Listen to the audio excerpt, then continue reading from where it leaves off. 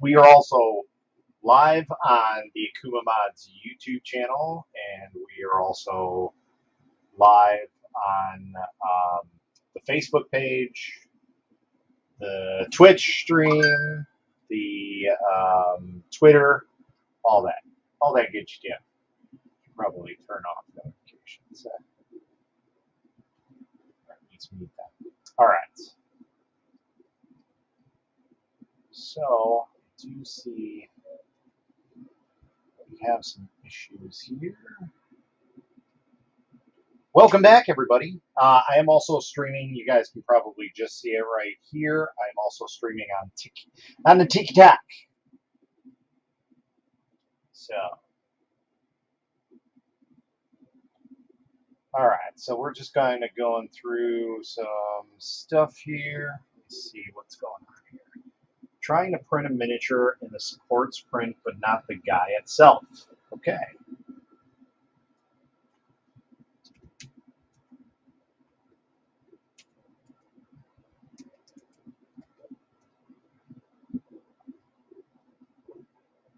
I also have somebody on Instagram here too. Okay, I gotta look at my Instagram here. What's up, Steven? What's up, Ben? I don't know if you're on TikTok as well, but I'm also live on there too, Ben.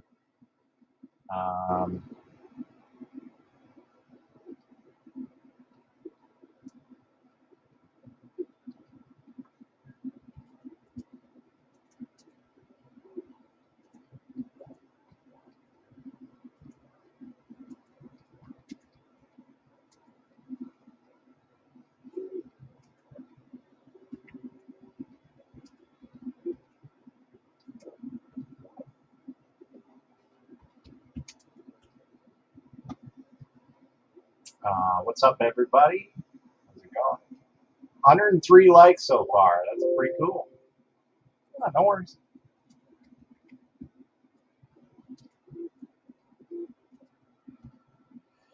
All right, what is this? Detection engine. I really hate when this is new. What do you have printing right now? Well, right now, I just have one thing printing, which is what I got to get some more printers set up. Right now, we're just a little over 50%. This is the articulated dragon that everybody's seeing. So the wife wanted that in the rainbow color, so we'll see how it comes out. You're using Lychee. I hate Lychee.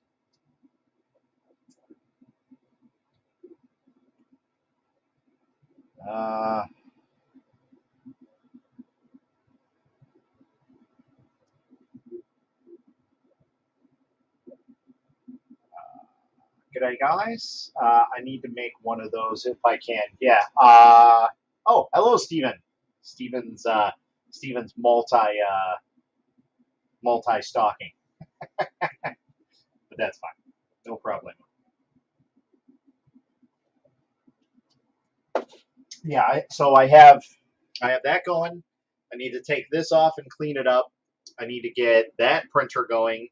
I need to get another print going on that. And I forgot, I have white in here, and I was like, I was driving to work the other day, and as I usually do, I talk to myself on the way to work, and I was saying, oh, well, that would be really cool to print that in white.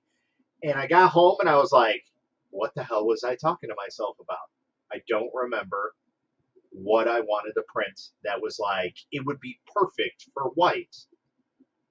And I don't remember what it was. And it's really, really annoying me. It's the lovely thing about my brain. So, or more population for your channels. Hey, I'm down for it. Cool. Thank you. So yeah, if you guys see me look up this way and then look over this way, and for you guys that see me looking that way, that's why. I guess I could turn the camera this way on TikTok so everybody can actually see what's going on. That might be better. Oh god, we're gonna have to turn off mirror image though. I think that is no bueno. Let's see, is that better? Yeah, it's a little better.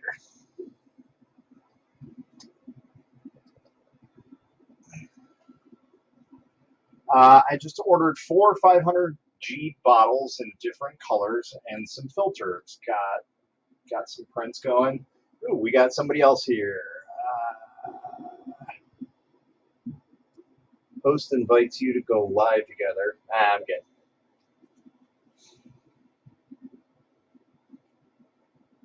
Exactly. If I don't write it down, I'll forget about it. So, sorry. I just ordered 4 500-gram bottles in different colors and some filters. Get some prints going for Christmas. There you go.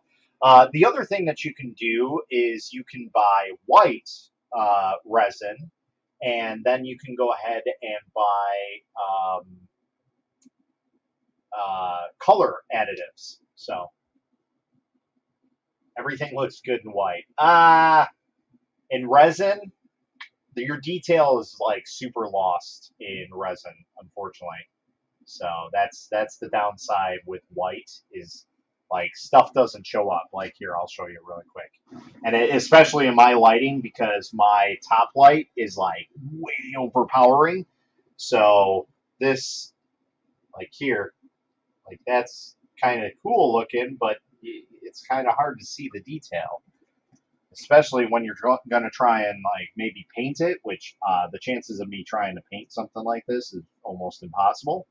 But I wanted to do this. This one's like necromancer, and then well, one of them's a necromancer and one's something else. I forget what it was. I just randomly downloaded them. They were actually kind of cool looking files on Thingiverse that I found. So I had a hell of a time finding green that wasn't transparent. Yes. So that's one of the major upsides to like if you go to 3D resin solutions or 3D RS, they have their resin kits. Now they are a lot more expensive than most of the resins on the market because they're higher quality resins. I like them because A, they're local, and B, they provide a wide range of everything that I need. I haven't seen or tested, if they do have it, flexible resins. So, built by Ross. What's up, man? How's it going, man?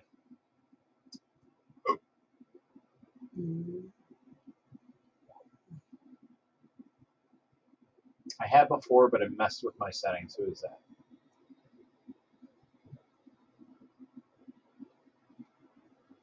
Yes, you can use alcohol-based ink. Actually, I think we're going to leave you guys upright because trying to read comments on the side is just horrendous. Besides, you guys get a good shot at everything.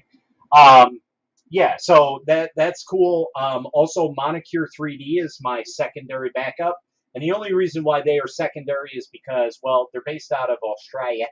And in fact, we actually got some new stuff here. I'm not gonna show you guys what it is yet, but we're gonna print some more with that and see how it goes. But basically, we forgot where I was going. Oh, Monicure 3D is a secondary source for like a CMYK kit. That's what they call it.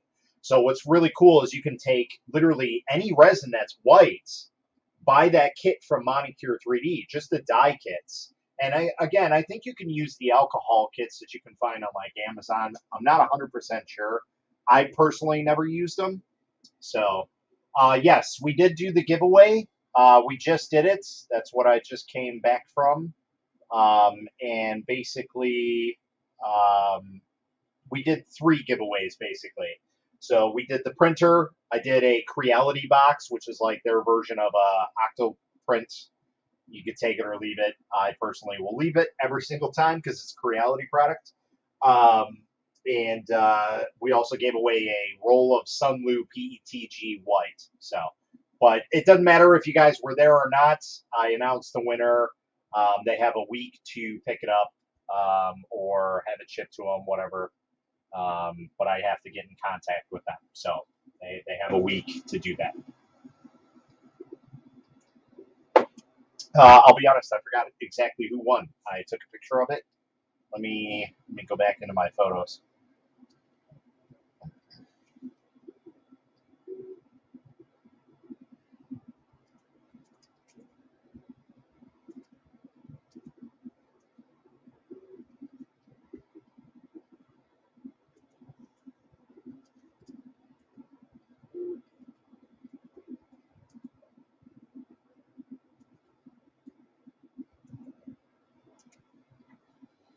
Let's see who won. Afghans. So whoever that is. So, uh,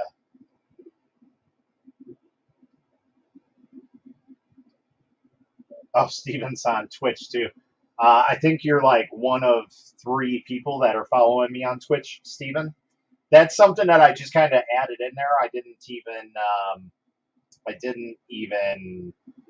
work on Twitch at all. Like, I've never been on Twitch really. I know there's a huge like opposite side of following and everything. So hey, like you said, more the merrier. Thanks for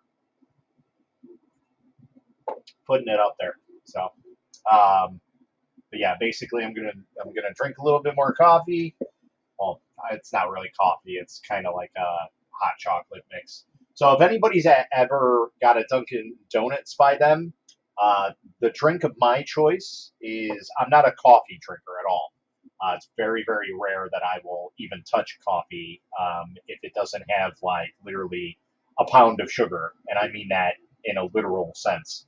Um, the drink of my choice from Dunkin', not like promoting or anything, is called a Dunk-a-chino. It's kind of like a cappuccino hot chocolate mix. So depending on who makes it, some days you get it a little bit more coffee, and it's just like, eh. But for the most part, it tastes like hot chocolate, just not as chocolatey. It's not like super chocolatey. So, um, but this is an extra large. I don't suggest getting this if you don't have ADHD like myself and need to keep running on Dunkin'. Large is perfectly fine, but you can get an extra large. It's about $3 for this, and there it is, the extra large Dunkachino. So in case you guys need to see, that's what it's called. But that's what I usually drink, and I love this stuff. And funny enough, they took this away a couple of years back, and I fought to get it back. And they sent me a personal email, which I still actually have the email, basically stating like, "Hey, we heard your word, and we're bringing it back." And I was like, "Yeah." And I've literally bought it like almost every single day since. So yeah, see, I'm not a big coffee taste person. Like no matter what you do to coffee, it's just the taste is just horrendous to me. They smell delicious. Don't get me wrong, but it's just like it's deceiving to me because it smells so good, and then when I go to taste it, I'm just like, oh god. So, um,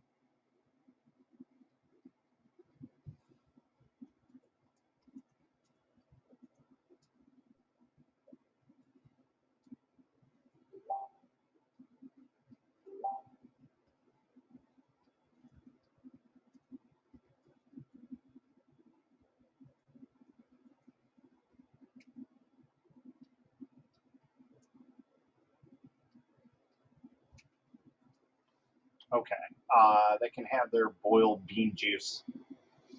So the one that I always think about is the Kopi Luwak thing. Uh, I always talk about that one. If you guys want a good laugh for the major coffee drinkers, but yeah. So we've been printing on the Mingda Magician X, which was actually a really really nice machine. We still got a little bit more printing to do before we actually put out our review. And then I gotta do my review tonight for the Kingaroon. I got a little bit more printing to do on the Nova because we have some new resin. I got some clear blue that I'm gonna put on there. They also sent some uh, water washable resin. Now it doesn't say it's water washable; it just says washable. But I will probably not use that at all because I just absolutely hate it.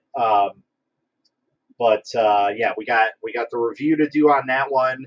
I still got a little bit of printing to do on that one. I have the Calent S400, which I've printed like one thing on that, and I haven't touched it since. So I need to get some more printing done on that. I've been using more or less the Sonic Mega, and I'll show you guys exactly what I've been doing for this. I've been kind of on a musical instrument kick, and so I've been printing like flutes, which is really, really cool because my son is in band. He plays the oboe. And so I'm going to give this to him tomorrow to show his teacher that, hey, this is what my dad can make. And so I printed this one. I still need to get the properties down a bit, but basically it's like a Chinese flute, and you have to blow in it just right. That's what she said. Um, and basically it'll get its note out, but it's very, very hard to produce that. Like, I just don't have A, the lung capacities to do this, and B, I just don't have musical talent in my body at all, except for maybe a little bit of singing, but that's about it. So, but this one works perfectly fine because this is a typical recorder. So we have a out right there. We have all of our openings right there, and then our basically our whistle, so to speak. So let's play some.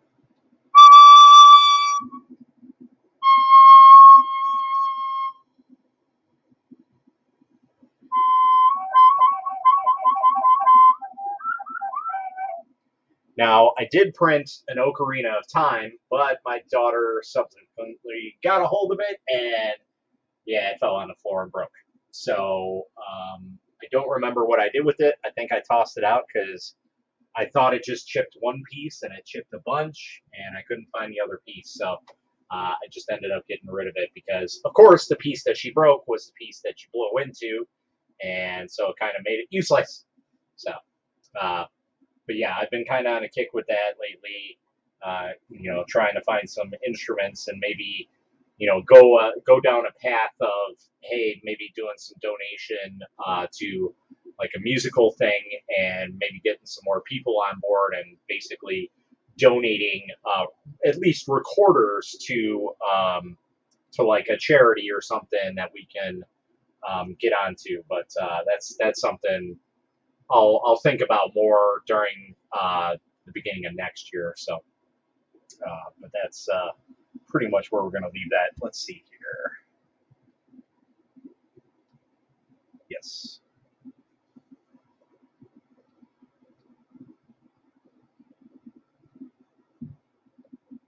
Why are you not resizing?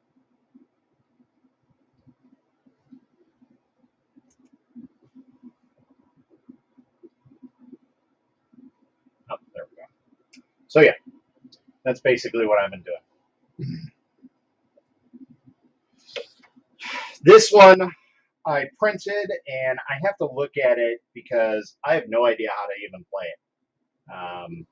There's an in and an out, and then there's 6 holes, and that's it. So I'm not sure if it's supposed to be flown into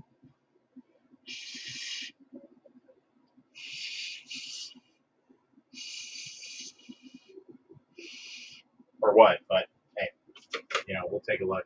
And then I made this, which it sort of works. This one's very hard to use. It's an egg shape type one, and yeah, again, it's a flute, which I just don't have the talent for a flute. I can kind of get it to play, but that's about as far as I can go. So, dual extruder is on the way. We shall see if it's any good. What dual extruder is on the way?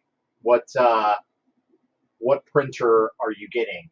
I'm guessing you got in the deal with the G-Tech A10M.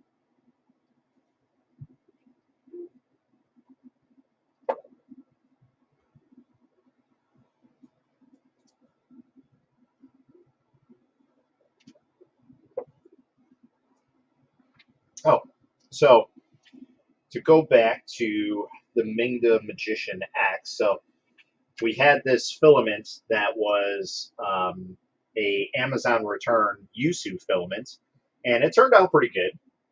Obviously, we would print that in white. That's not what I was thinking of, by the way. But yeah, we would print that in white, and I didn't even size it up, and it's pretty close. I can probably widen it just a tad bit more, Excuse me. I could probably widen it just a tad bit more to fit my dome, but it works pretty well. It's not too bad. And that was a crime, you purse scrubbing pukes. And this is the penalty. So it did break on the one side here for the bracket. Not the end of the world, but hey, you know, it is what it is. And then it kind of separated a little bit. Oh, there. I separated it even more. But that was due because, well, first off, it's an Amazon return, and secondly, it was printing at a lower temperature. So when you have silk filaments, if anybody knows anything about silk filaments, you know that they have to be printed at at a certain temperature, and this was definitely way under, which is fine. I kind of figured it was going to do that at some point, so I did it myself. Well, always got to be a live stream when I do something like that. Last time it was denatured alcohol in my face, so that was a fun one. I'd rather have that destroyed than have denatured alcohol in my face again. Because I'll tell you, that's not a fun trip to the ER at 4 o'clock in the morning. Let me tell you.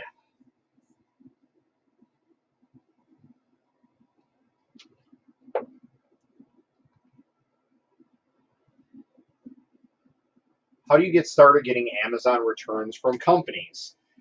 Really, you have to do some research. For me, I have a group that has almost 70,000 members. So obviously, I come across a lot of people. They reach out to me, and they have obvious, overstock that people return stuff. And the thing is Amazon redid their services about almost a year ago now. And basically, at that time, they stated that they would charge storage fees, heavy storage fees, for stuff that was left in the warehouse. So, so really, I just get stuff that's reached out to me. I never really reach out to anybody for Amazon returns. I used to have a couple that I'd go to for printer returns, but it's been probably 2 years since I've utilized those people. They are still in the community, but I don't believe that they do Amazon returns. The person that got me this Kingaroon, she used to work for ANETs, and she got me. You guys have probably seen back in the day when I had like stacks of printer in the back wall here. Those were all Amazon returns, and I got them pretty much for what I sold them for. Because at the time I didn't have time to fix them up and resell them and get them working. So now you have 2 Batman masks and COVID masks. I guess that's kind of true. This kind of looks like a not a Batman mask, but what's his name? Daredevil mask. And it looked like Robin. That fits actually pretty good. So it's not a complete waste. We can still work with it.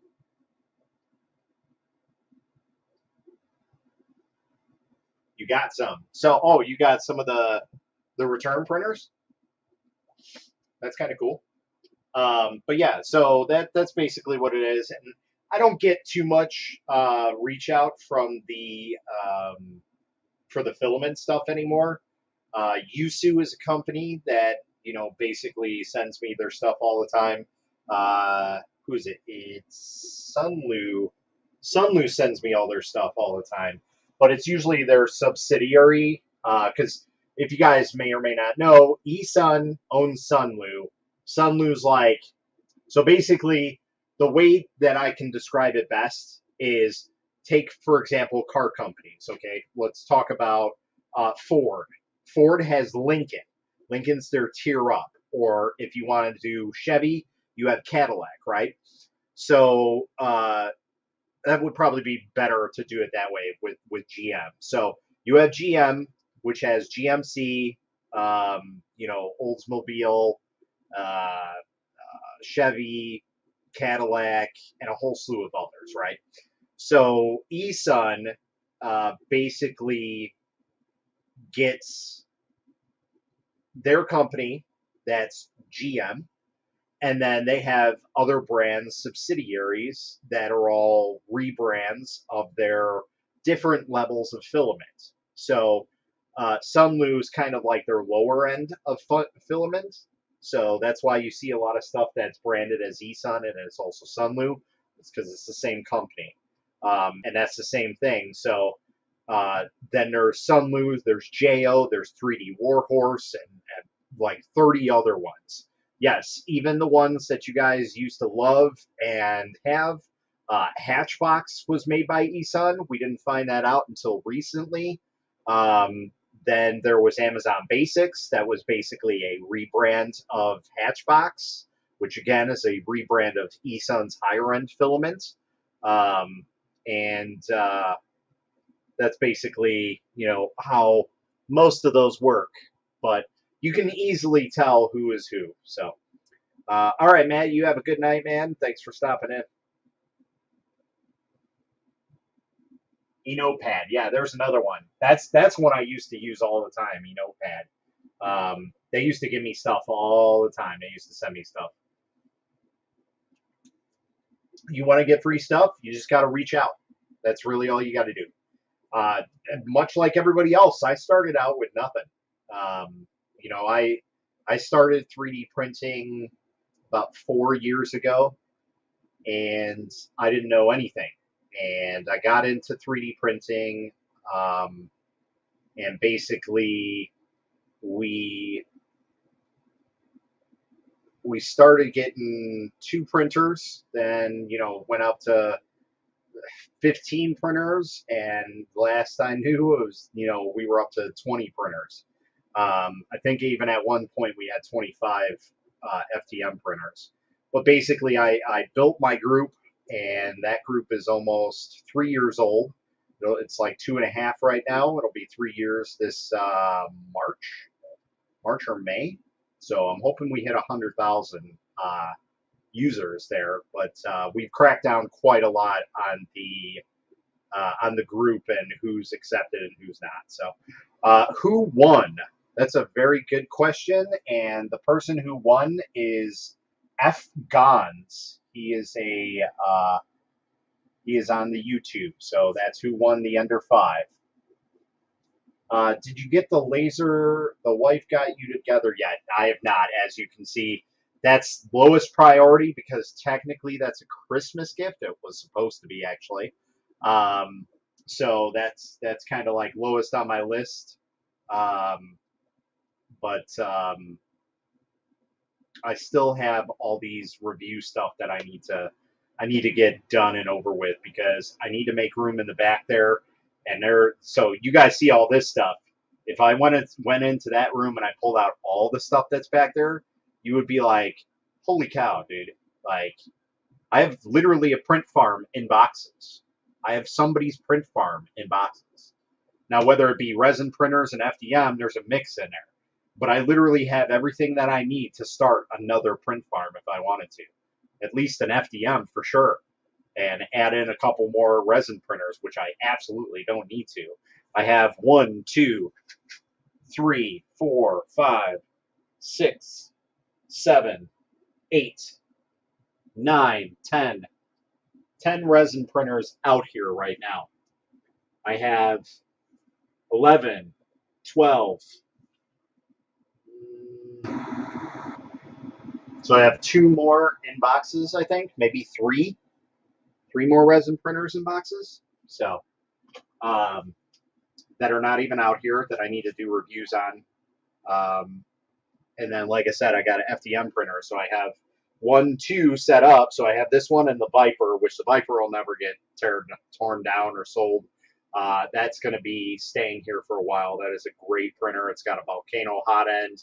It's got a flex plate on it, touchscreen, dual Z, direct drive, or I'm sorry, not direct drive, dual geared extruder, and just everything that I need to print whatever I want with it and have no problems. So that that's something that's going to stay here for a while.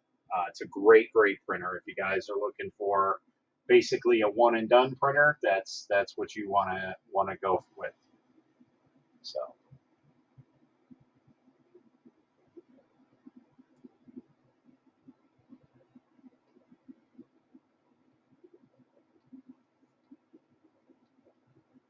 Oh, hey, what's up, Docs? Docs Pro Shop.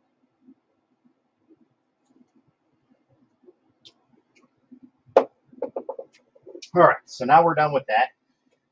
So let's go ahead. We're going to have to change that out. Get some fuel here.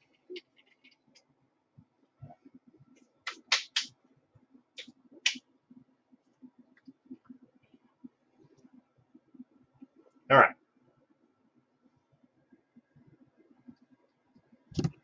Let's go ahead and set up this printer and get this going. That resin's toast. We're going to toss that right out because it is garbage. Put some gloves on here. Get that all flushed out.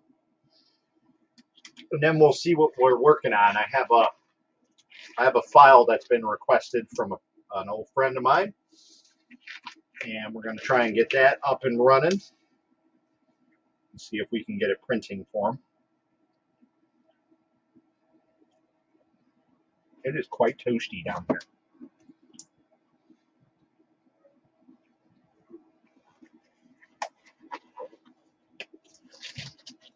That, and I also downed a coffee, so that could also be why too.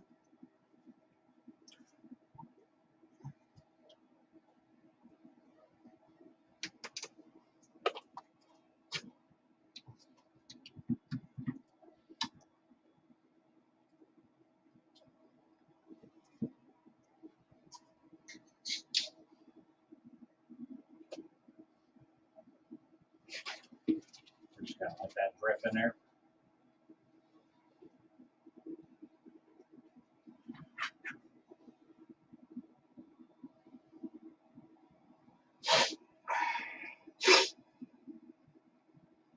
Fun times. But at least I'm feeling a little bit better. This morning I just did not feel good at all.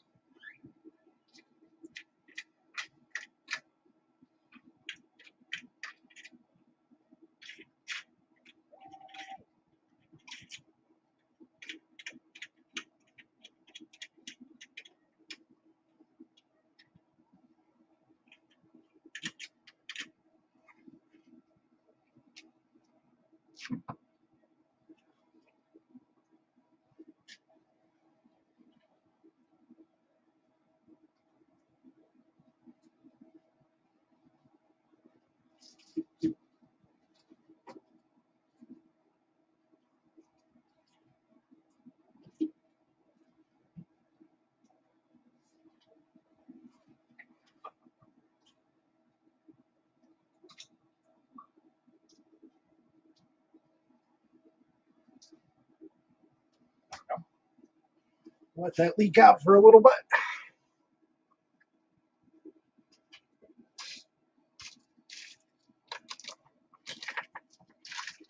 Get all these little bags over here. So the other thing we got to work on is the Rebel Point pop scanner. That's really, really cool.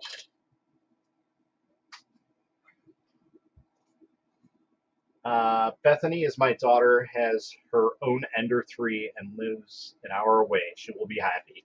Awesome.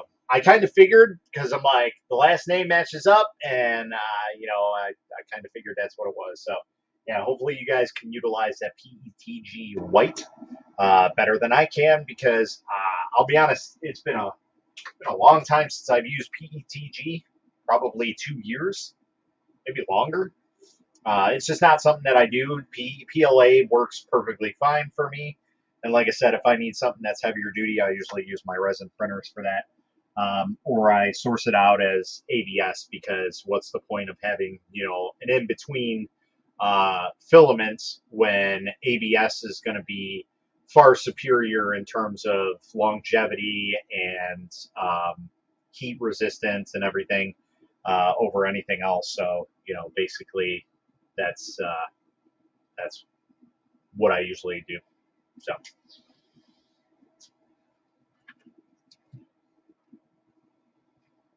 Yeah, I guess I kind of do. Oh my god, I look like Silence of the Lambs. Hello, Clarice. And the lamb stopped screaming. That's literally what this mask is. I didn't even realize it. Like, maybe if you cut the holes a little bit wider, it'll be perfect, but it's literally, hello, Clarice. And the lamb stopped screaming.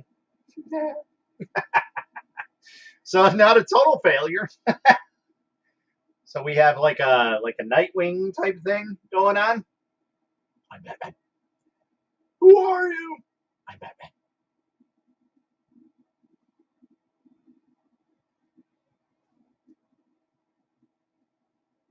Not a total bust. So it still works. Hello. No, I can't use more filament. So if you do or do not know, or if you don't follow me or anything, I use mostly resin printers, as you can blatantly see. And I have rolls of filament.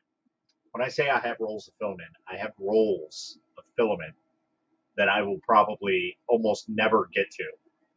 That's why I give them away as much as I possibly can. Now, I'm not just going to give them away. Like, if people want to pay for shipping on it, you know, that's fine. We might start doing that. But I'm definitely going to keep at least one roll here. That's my very, very special roll. It's a Poly Alchemy Elixir Emerald Green. And as far as I know, you can no longer get that filament. I got it years back, 2 years ago actually, at Murph from Printed Solid, Dave, who was at the time like big into polyalchemy, selling polyalchemy elixir. And yeah, I saw that Joel Telwing was using that on a print, and it was just a basic print for like wine bottles, like a wine bottle holder. And I was like, really? that's such a waste for such a beautiful filament, but it still looks so good. Like, I'm tempted to throw it on here and maybe do some dragons on that.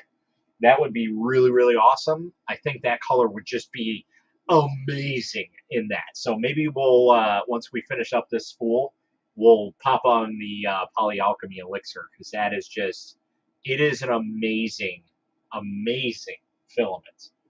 And I definitely want to print, you know, an emerald like I did with the resin printer. So this is obviously cleaned up and cleared a little bit.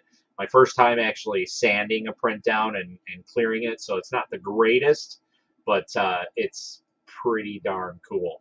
So it is clear. Well, not clear, but it's frosted. Anyway, yeah, that was really cool. And I forgot what printer that came off of. I think it actually came off of that because we had it loaded on there. But yeah, that was really, really cool. So it is pretty, right? Cajun Samurai. Ah, that's Tyler.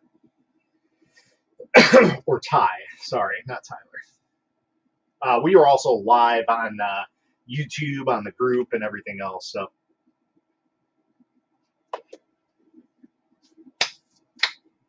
All right, so we're at about 63% done.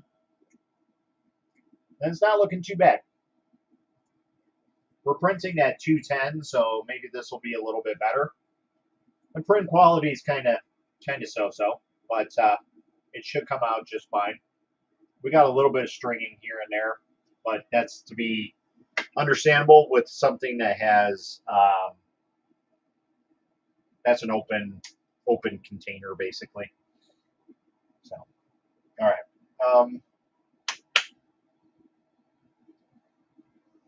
Gonna wait for that to drain. So we gotta wait a little bit more. Let that drain out. But yeah, I'm excited to try this out. This is Nova 3D's clear blue. Let's be honest, it's Jamhe. If I'm not mistaken, that's who actually makes these resin bottles. They make them for Anycubic and Elegoo as well, but they're all the same type of printing parameters and everything. They just slap their own labels on it. But yeah, we'll test this big boy out and see how it is. Send me the file for what? For the dragon?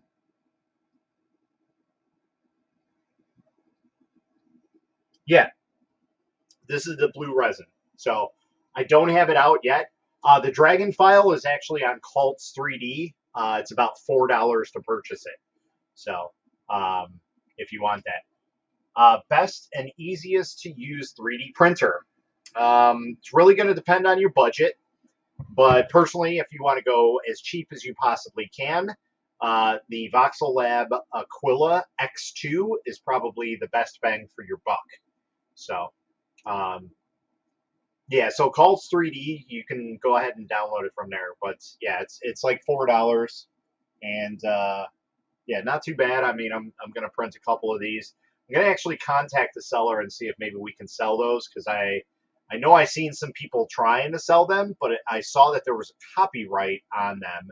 So that means that you really can't do anything without their permission on selling it. So I'm going to contact him and see.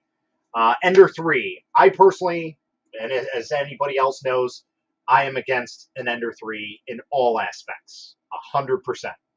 Now, if that's something that you want to get into, by all means, go ahead and do that. But I will tell you that they are probably the crappiest printer out there, in my opinion. But again, that's just my experience. I'll let you go on with what you want. But yeah, the Ender 3, the reason why a lot of people talk about the Ender 3 is more or less that it's popular than it is a good machine. Now, I'm not saying that there aren't good Ender 3s out there. There are. And in talking about that, there's one thing I want to touch on. There's a kit that is out there floating on the internet, and I've known about it for about 6 months now, and it finally came out. And I kind of forgot about it because I'm not an Ender 3 person, but a lot of people would be interested in it. And that's basically, it's a kit to turn an Ender 3 or an Ender 3 Pro, only those two versions, into a belt printer or a CR30. So at least without upgrading it. Correct. Stock for stock, there are far better printers for the price. So another TikToker did basically a breakdown of two other printers that are in a price range of the Ender series, or Ender 3 specifically, that are good right off the bat. And that is the G-Tech A10. Only the A10, not the A10M or the A10T. Those are far different ball games, because that's dual extruder, dual color, and triple extruder, triple color, which that you really got to know what you're doing. I don't suggest that even for a senior person who knows what they're doing, it's still a lot of work.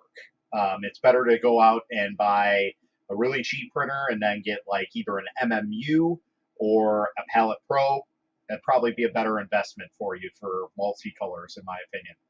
There is a new one that's coming out I'm trying to get my hands on for everybody to take a look at. But yeah, the G-Tech A10 and the Voxel Lab Aquila X2, those are going to be better buys than the Ender 3, in my opinion. So, Jack Singleton, sorry, bud, I missed your comment. Hi, I bought a Kingaroon KP6. We have ours right here, but didn't know it was limited to the old version of Cura. I think you mean Shitu box. That's fine. Is there a workaround to use Lychee? Also, are you still liking it? Yeah, absolutely. In fact, I got a print on it right now that I can show you guys if you want. Yes, I am. I'm literally on all platforms. I'm on TikTok here. I'm also on Twitch. I'm on Twitter. I'm on YouTube. I'm on Facebook, and I'm on my Facebook page. Facebook group and Facebook page. The only one I'm not on is on my actual Facebook page, like my personal one, on my Kuma mods and my 3D printing for new. But yeah, I'm basically everywhere right now.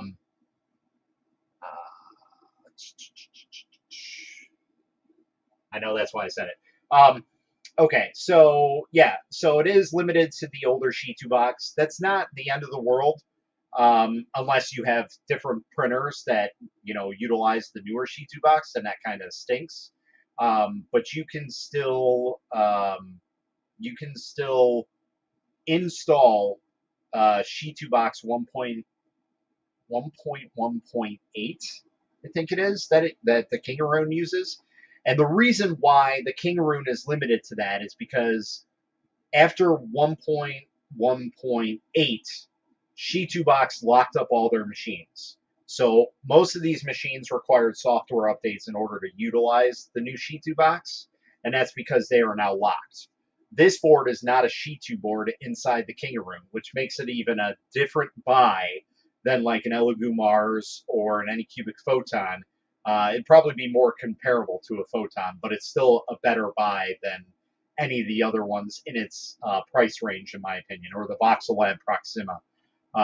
That's the same thing, where it's going to be locked to a Shi2 board. But yeah, this thing does not have a Shi2 board in it, from what I've seen.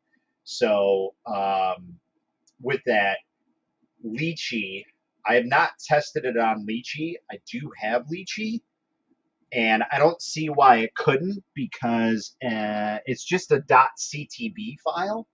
So as long as we add the printer in and we get the file out, Lychee should support it. So if you're a Lychee fan, I have Lychee Pro. I haven't really used it all that much because I'm kind of like grandfathered into Shi2Box from having so many printers and utilizing it for the past 3 years of resin printing. So I'm just kind of accustomed to it. So Lychee is a lot different to me than most people are to it. So let's see here. Hey, how's it going? I have, but still went through 1.8.1, or yeah, maybe it's 1.8.1. I don't know.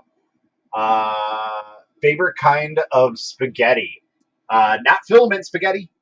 It's been a while since I've had filament spaghetti, to be honest. So, but to be in all honesty, my favorite spaghetti, in truthfulness, I'm not a big spaghetti person. I'm more of a fettuccine Alfredo.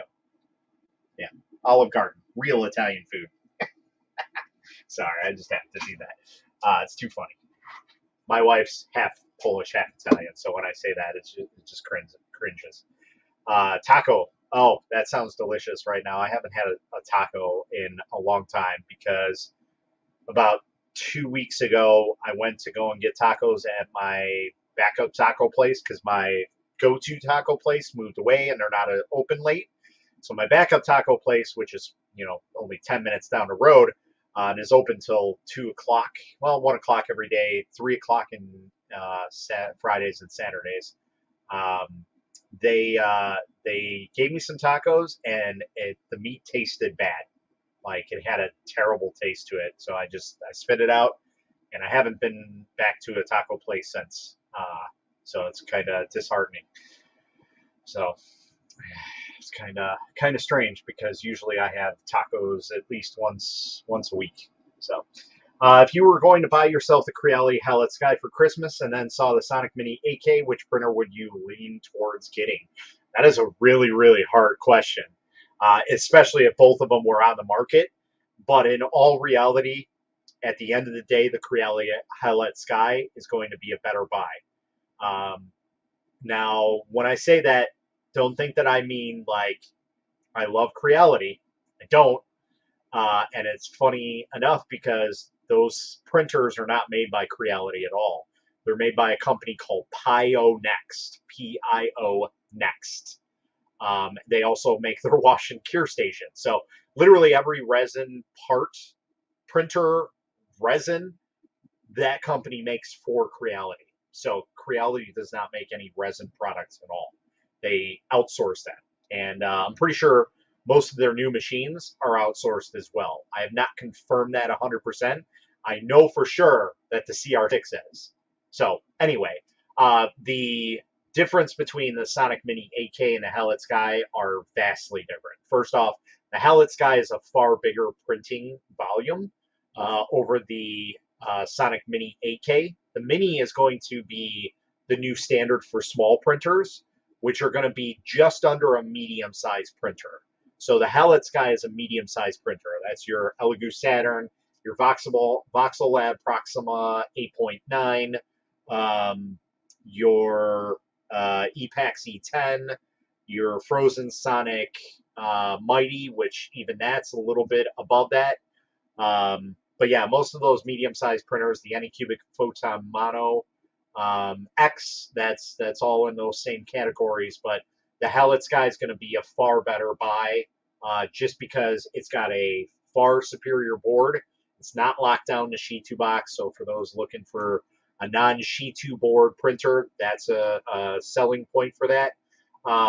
The other thing is it's got a T8 lead screw, ball screw, whatever you want to call it. So it's very, very smooth in the way that it goes up and down. So you have very, very little layer lines. Even if you were to print in a specific orientation, that would welcome those layer lines, meaning printing the wrong way. It's got just far better options on it. You can do everything on the fly. You can change your settings on the fly very simply. It's got onboard storage to hold at least one file. Got the ability to transfer files via Wi-Fi. And it's the number one selling point for me is it's got a lift-off lid like this printer does. Like a lift-up lid is what I mean, not a lift-off lid. I'm kind of done with lift-off lids. Like either give me doors or give me a lift-up lid, because it takes up a lot less space. Yeah, height-wise, it takes up more space, but I'd rather have that than to have a whole other area that I need to put a top near. So, but I have yet to get my hands on any of the new Anycubic printers. I'm working on it, but it's just kind of going nowhere right now. So I'm not holding my breath for it. So still can't make up my mind on the Mini 8K. Had a ton of issues with the original Mini 4K, but it seems like a different beast. It is absolutely 100% a completely different company. So when Frozen made that printer, they made it to be the cheapest, fastest printer on the market. And it literally paved the way for the revolution of monochrome screens. So you have every right to thank Frozen for literally changing the game. And they still are doing it right now, especially with the Frozen Mega 8K and now the Mini 8K. They are literally paving the way for everybody to get into 8K, and you'll probably see more printers doing 8K shortly after that. It's just, they need to get the technology to it, because Frozen actually develops those LCDs themselves. They are not outsourced to China like everybody else does. Now, obviously, one downside is they're still Shi2 board based. For a lot of people, that's a downside. For me, it doesn't really matter to me. But yeah, that's basically where I stand on that. I don't really care either way. I'm used to having locked up resin printers because that's just how it's always been. So you're usually limited to different slicers. That's why I have 5 different slicers on my desktop for various printers, because the output file is limited to that specific printer. So, but yeah, in terms of Mini 8K versus the original Mini 4K, I have the Mini 4K, which you guys can't see. It's actually being blocked by the roll of filament, but it's sitting right there. And I've had no problems with that. I have used it for, probably 2 years now? Yeah, I think it's been 2 years since I've had that printer. I had a beta version, so it is not upgraded, it's not updated, nothing like that. It is all original, and it still prints great. I don't have any issues with it. So I was very concerned about it, because Everybody's like, oh, this has this little issue and that little issue, but I haven't had any of them. They definitely made some major improvements over the original Sonic Mini, which left a bad taste in my mouth. Um, when I got my Sonic Mini, I did not like it at all. It was not a good printer. Mine died literally 10 minutes after I did the unboxing and setup on a live stream, and that's why I never did a review of it because I sent it packing. I was like, this is an absolute pile of trash. And I never looked twice at Frozen. I was like, they make the most god awful, cheapest printers because here I am, I have an Elegoo Mars, and it's like, it's heavy, it's a solid printer. And here's the Sonic Mini. I can literally take it up with my finger and throw it across the room like I'm Superman, like the cheapest of cheap. And I understand where they were at that point, but they've definitely turned a new leaf in terms of 3D printing and what they provide and put out there now. So, um, hey, Pops, what's up? Nothing much, man. So yeah, that's basically where I am at Frozen. They're probably the most revolutionary resin printer company out there in terms of consumer printers, and they definitely provide a lot of services for people. As I stated on the previous live stream, they have a lot of information to help people get into resin printing. So I really like that. They are really putting a lot of information out there to help people get into resin printing and understand it a little better. And I have become basically a brand ambassador for them, so I'm always on their groups helping people out. I even did a specific upgraded profile for that to make it print almost 3 times as fast as what the original print times were giving. So we took a 62 millimeter print that was printing at 11 hours and took it down to 4 without sacrificing quality really.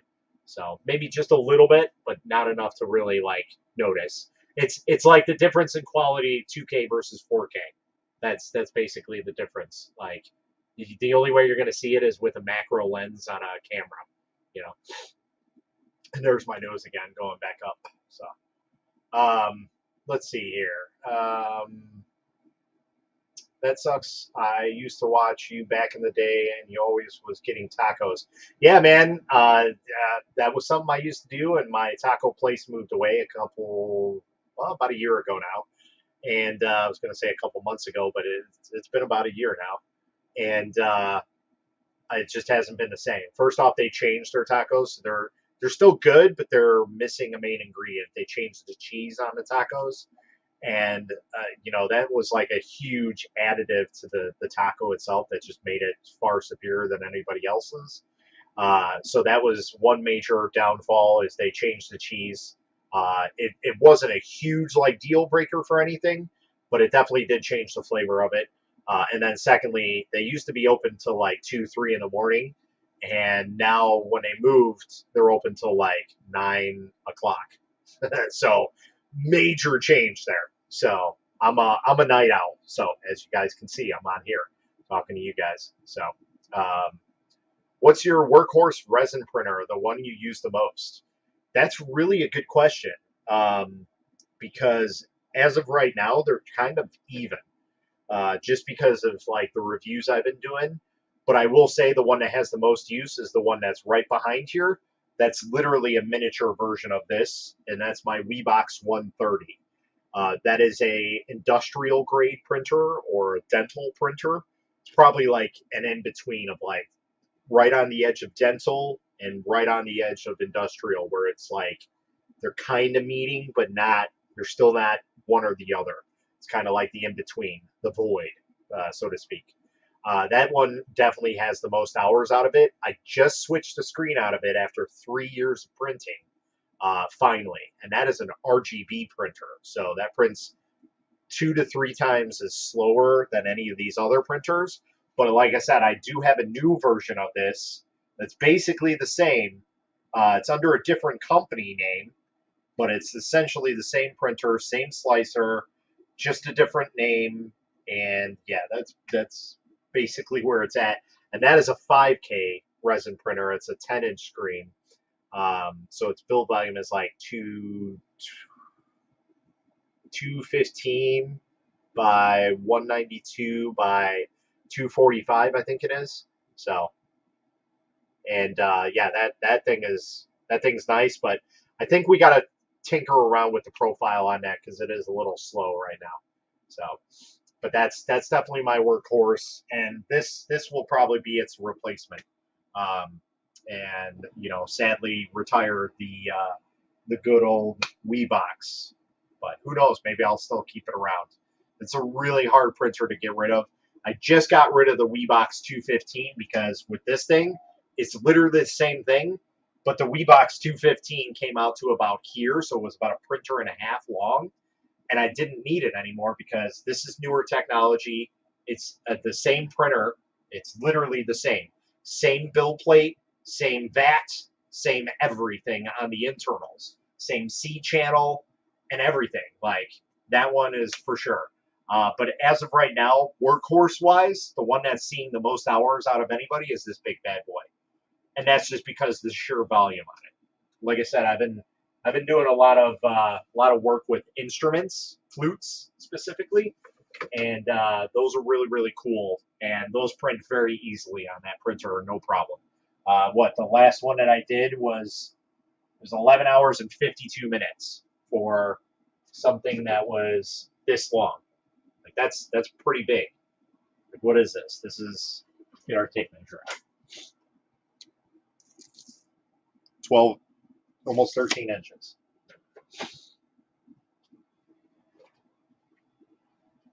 So yeah, that's basically what we've been utilizing that printer mostly for, but we did do some really big prints. My biggest prints so far have come off of that printer, and that's me splitting them up, which again, so this printer has basically made me come out of my comfort zone of just printing.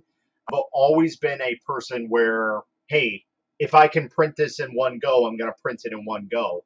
I've never done multi-piece prints where you piece them together.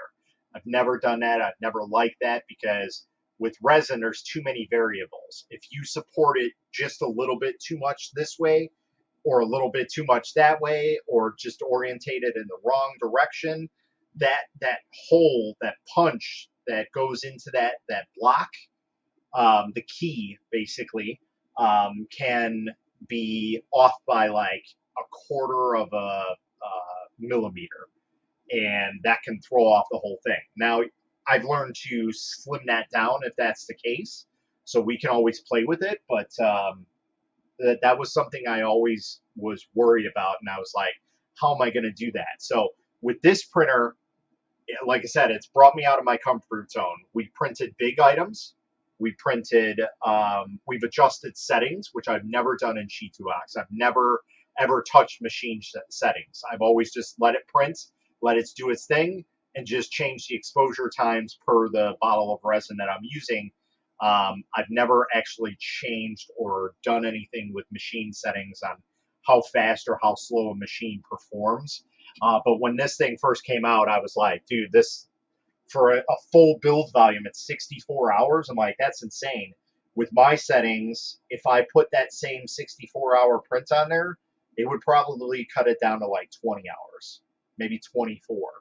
So significant, improvement. So, and that was something I had played around with a couple settings here and there. I didn't get too much into it and basically went from there. So, yeah, I've definitely gotten more out of my comfort zone with that Mega than I have anything else. Again, changing settings in Sheet2Box, doing large prints, and then also breaking up prints and gluing them together with a resin flashlight, which that's another new thing that I just recently started doing. And then trying to do those key pieces where they're put together. That's another thing. Like I've never done that before, so that's another thing that's kind of taken me out of my comfort zone. Like I said, I usually just print it, and as long as it's a one and done, I'll get it to print. That's basically what I've always done. So I've never done hollowing. I've never printed a hollow print until lately, and a large hollow print nonetheless. I've always printed it solid because I'm like, what's the point of me curing the inside? But then I got a flashlight to do that specific project. So yeah, basically I pulled out all the stops for the Frozen Sonic Mega, and basically it's stepped me way out of my comfort zone, and I'm actually kind of glad for it because I was limiting myself quite a bit, just printing solid objects and printing, one piece items, because there's a lot of piece together items that I'd like to do. Like, there's okay, so we're printing the dragon here. One of the prints that I've always wanted to do, and it's still on my list, and I'll probably end up doing it on the Mega, is there's the dragon from Spirited Away. Another great film of mine. I love No Face. He's chilling right here. He's got a little keychain that I got of him with his gold inside of him, and maybe one day we'll do a No Face. But yeah, the dragon, what's his name? Shiro, I believe his name. And we're gonna do that dragon, and that is literally, it's like a 60-piece put together thing, and it's really cool because it's so intricate. It's kind of like these dragons where they're articulated, but they can be supported by like strings, so you can hang them from a ceiling. Like, they look awesome. And that's something, if I get a lot more white, I'm going to go ahead and put that on the printer and do it all in one go, because I'm pretty sure I can print that entire dragon on that printer with no problem. So, but yeah, it really, when it comes to what I need, is going to, determine on what printer I'm going to be utilizing. If I need to go big, I'm going to utilize the Mega. If I need fine detail, it's going to be this boy right here, or the Weebox right behind it, because those are going to provide me the best detail. Now, if I end up keeping this Nova Whale 2, that's the secondary printer that I would suggest for the price range that it's at. It can't be beat. It's very, very accurate in terms of how it prints, much like this GK1 and the Weebox there. Those have their own class of what they specifically do. Like, they're not meant to be like to make trinkets and miniatures and things like that. Like, yeah, you can still print on it, but it's more or less meant for dental and very accurate printing, specifically design and prototype test type things. So I feel like when they retail release the Jupiter, they are going to do the same thing they did with the Saturn and upgrade the 6K to 8K to compete with Frozen. So to touch on that, there's already been rumors with a 10K, 8K, 10K, a 10-inch 8K Elegoo printer. It's been kind of floating around. It looks legitimate. And if that's the case, I mean, that's understandable. It's right at the right time, because Frozen basically paved the way. Like, they dropped a bombshell on the community with this printer. For $2,200 shipped to your door, you can't beat this printer at all. With the quality, the size, like, that is insane. But that's the downfall of it. If you're not someone that has a lot of money to print, you can't really print with this, because it takes 2 liters of resin. That's what, let's say the cheapest bottle of a liter of resin is like, what, $30, $35? Let's call it 30 just for safety's sake. So it's $60 just to fill the vat on that. $60. And then on top of it, you need that entire top shelf really to work with that. So you need like 8 feet of space to properly work with that machine. So it does have its ups and downs. So JD Money, thanks for stopping in, man. So let's see here. I'm gonna go back up. But yeah, Elegoo's known to do that, and Elegoo's kind of left a bad taste in my mouth. I've never had good printers from them. My first Elegoo, Mars, was a total disaster. I unfortunately got it right after they started making changes and making them cheaper. And I worked with one of the admins of the Elegoo group back in the day. I think he still is, Matt something. And I literally tore the entire machine down, added some stuff that he said, hey, this will work. added it on, and it used to print like 1.2 millimeter off in the height. And then we got it down to like 0.4. So it was still not right, but it was much, much better than what it was. And it just never printed right. So I got rid of it years ago. And then I got Saturn, and that was just an absolute travesty. I literally replaced every single part on that Saturn by the time I sold it. It was the worst printer that I have ever owned in terms of like all my printers that I've had like over 30 printers here in the past 3 years of resin printing. And I think I've replaced more on that Saturn than I have all of the printers I've had in my past collectively in one go on that printer. So that's pretty sad. But again, it just might be me. It seems to be like Elegoo and Creality are my kryptonite so far. So it's just kind of strange. Now, I did reach out to see if I could get a Jupiter. That's definitely not happening. First off, Elegoo is very good with their marketing tactics. They look for people who have a lot of followers to promote their products. So I'm someone that has less than 10,000 followers. I'm basically breadcrumbs to them. So yeah, I'm not going to be getting one anytime soon. Same thing's basically happened with Anycubic, and why I haven't had an Anycubic on my hands since my original Photon S. So I've got a Mars with a fried motherboard and an OG Photon with burnout screen. Could I swap Photon board with the Mars with no problem? An OG Photon and a Mars. I can't remember if those were interchangeable screens. You could try it out. It's not gonna hurt anything. It's worth a shot. You can try and use the Mars screen.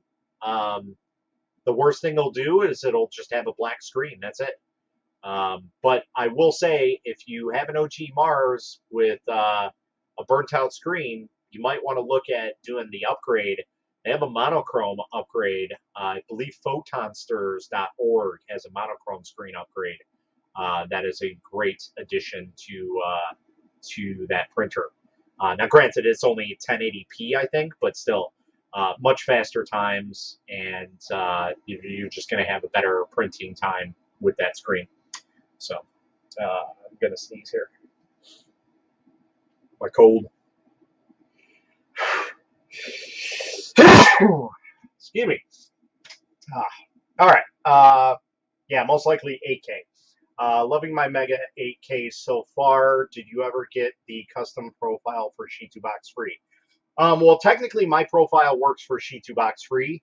I just need to basically import it and then export it out of there, and then I can upload it. I'm still working on a more proactive, user-friendly, no, that's not really a good word. A more conservative profile on that, where it's still fast, but it's not going to kill stuff.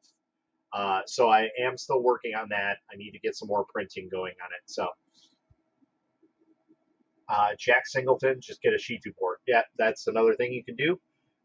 Thanks for the chat. Gotta go to bed. Good night. Have a good one. JD Money. Have you thought about getting the Mini 8K? I'm getting the Mini 8K before anybody else. Yeah, I will have the Mini 8K. Right now it's kind of delayed because there is a whole diplomatic thing going on between Taiwan and China that a lot of people don't know about, and it's really messing with a lot of importing and exporting stuff. And China is really, really getting on Taiwan really hard about that. Basically, they're strong arming Taiwan to join them, basically, and it's causing a lot of stuff to go bad there in terms of production and everything like that. So, so yeah, that's going to be probably delayed. I was supposed to get one already, but last I heard it was delayed. So, but we are going to be getting one. I will definitely have a Mini 8K and have profiles out before probably anybody else. Just like I had this printer before anybody else. I think I was like one of 2 people that had it within the first 2 weeks that it launched, or had them out there. So um, the Whale 2, yep, was thinking about how good. Now I know. Yeah, so the Whale 2 is pretty good, but the problem is for the price of the Whale 2, for a couple bucks more, this is $700. This printer. It's a little bit bigger build volume. The build plate is not that great. It's a perforated build plate, and it's much thinner than the Mega one, so it's very hard to get prints off if you're going to print something flat, or even if you're utilizing a raft on it. It's very hard to get off. So I tend to use something to poke the holes through to get it out, because it's very easy to work with this build plate because the whole plate comes off. Leveling super simple on this. It's just a great printer. It's very easy to use. And again, the lift off top is very, very good, or lift up top. So let's see here. Mini 8K. Yep. Yes, resin printing is an expensive investment. Yeah, and I'm starting to get low on resin. So, but it's so awesome, better than a great diner. Yeah, so I really like resin printing because it's literally, you take it off the build plate and it's pretty much done. Like, you just go ahead and paint it. Like this, all the supports were pretty much inside, so I'm not really too worried about it.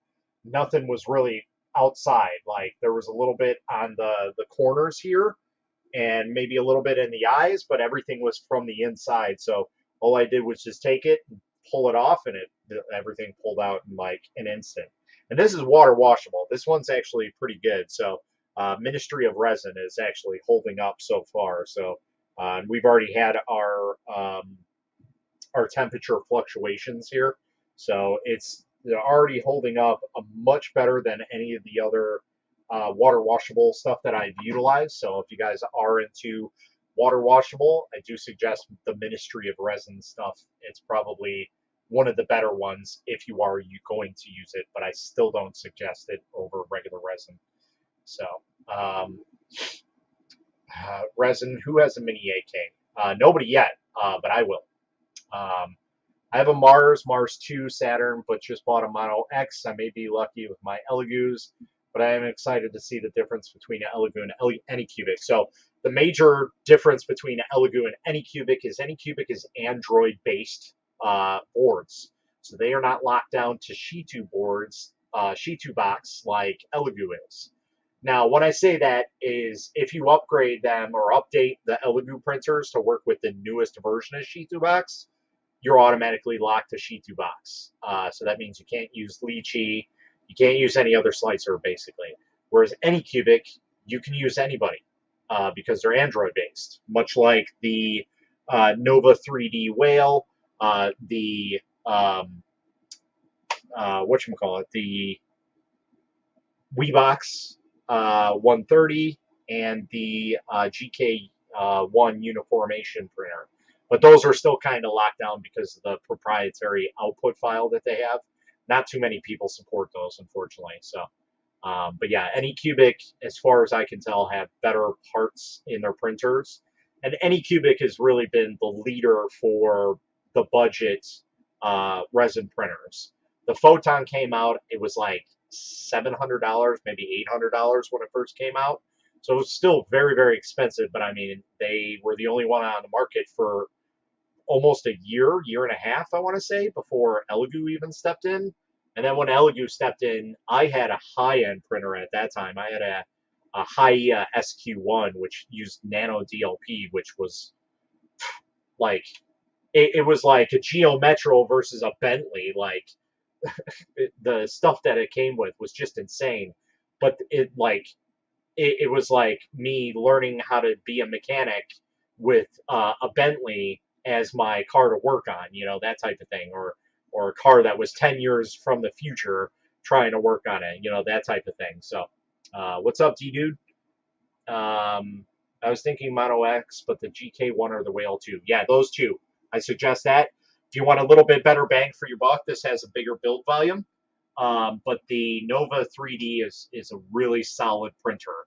One oddball thing is it has like a fake filtration system on it where you can put a fan in it, but it doesn't have a fan.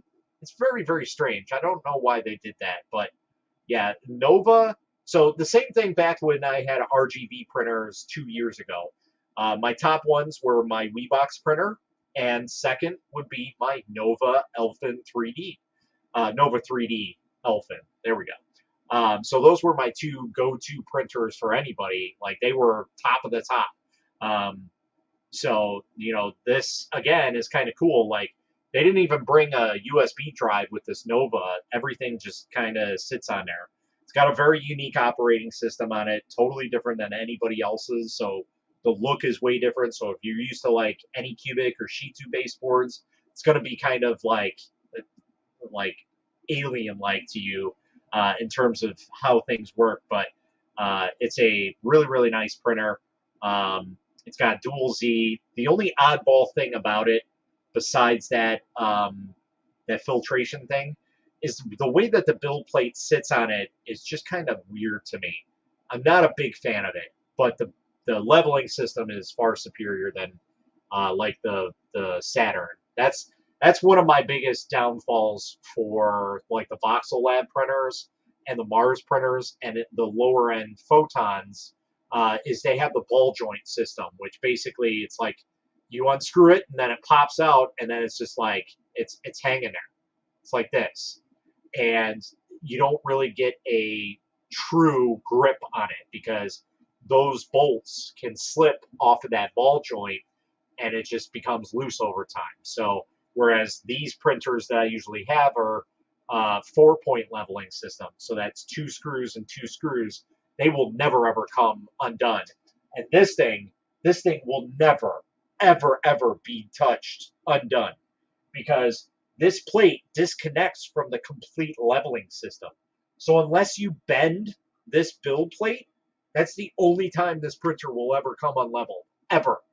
Like the build plate is completely separated from the leveling part. It's crazy. So if I take this off, it's just this metal plate. Right above here is all the leveling system. The leveling system stays on the printer all the time. So it's literally a one and forever done leveling system. Again, unless you drop it and you damage the build plate somehow. So, okay, awesome. I was one of the ones that asked for the profile for Shitu Box Free in the Facebook group, so appreciate it. Okay. I kind of figured that's what it was. So thanks for stopping in. Awesome. Looking forward to the Mini 8K as well. Got one of the super early bird bundles, so going to be enjoying that from my detailed minis and when I step into making jewelry. So to touch off of that, if you guys saw the live stream where I did the announcement for the Ender 5 winner, I also did an announcement for our end of year giveaway. It was supposed to be a Christmas giveaway, but with the delays and everything, it's probably going to be end of year, beginning of year probably type thing. And we are going to be giving away a Frozen Sonic Mini 8K. Excuse me. Mika Steve, thanks for stopping in, bud. Take it easy. Your Mini 8K is not coming till April. Yeah, that's unfortunate. But by that time, you'll still probably have the most ridiculous printer on the market in terms of how detailed it is.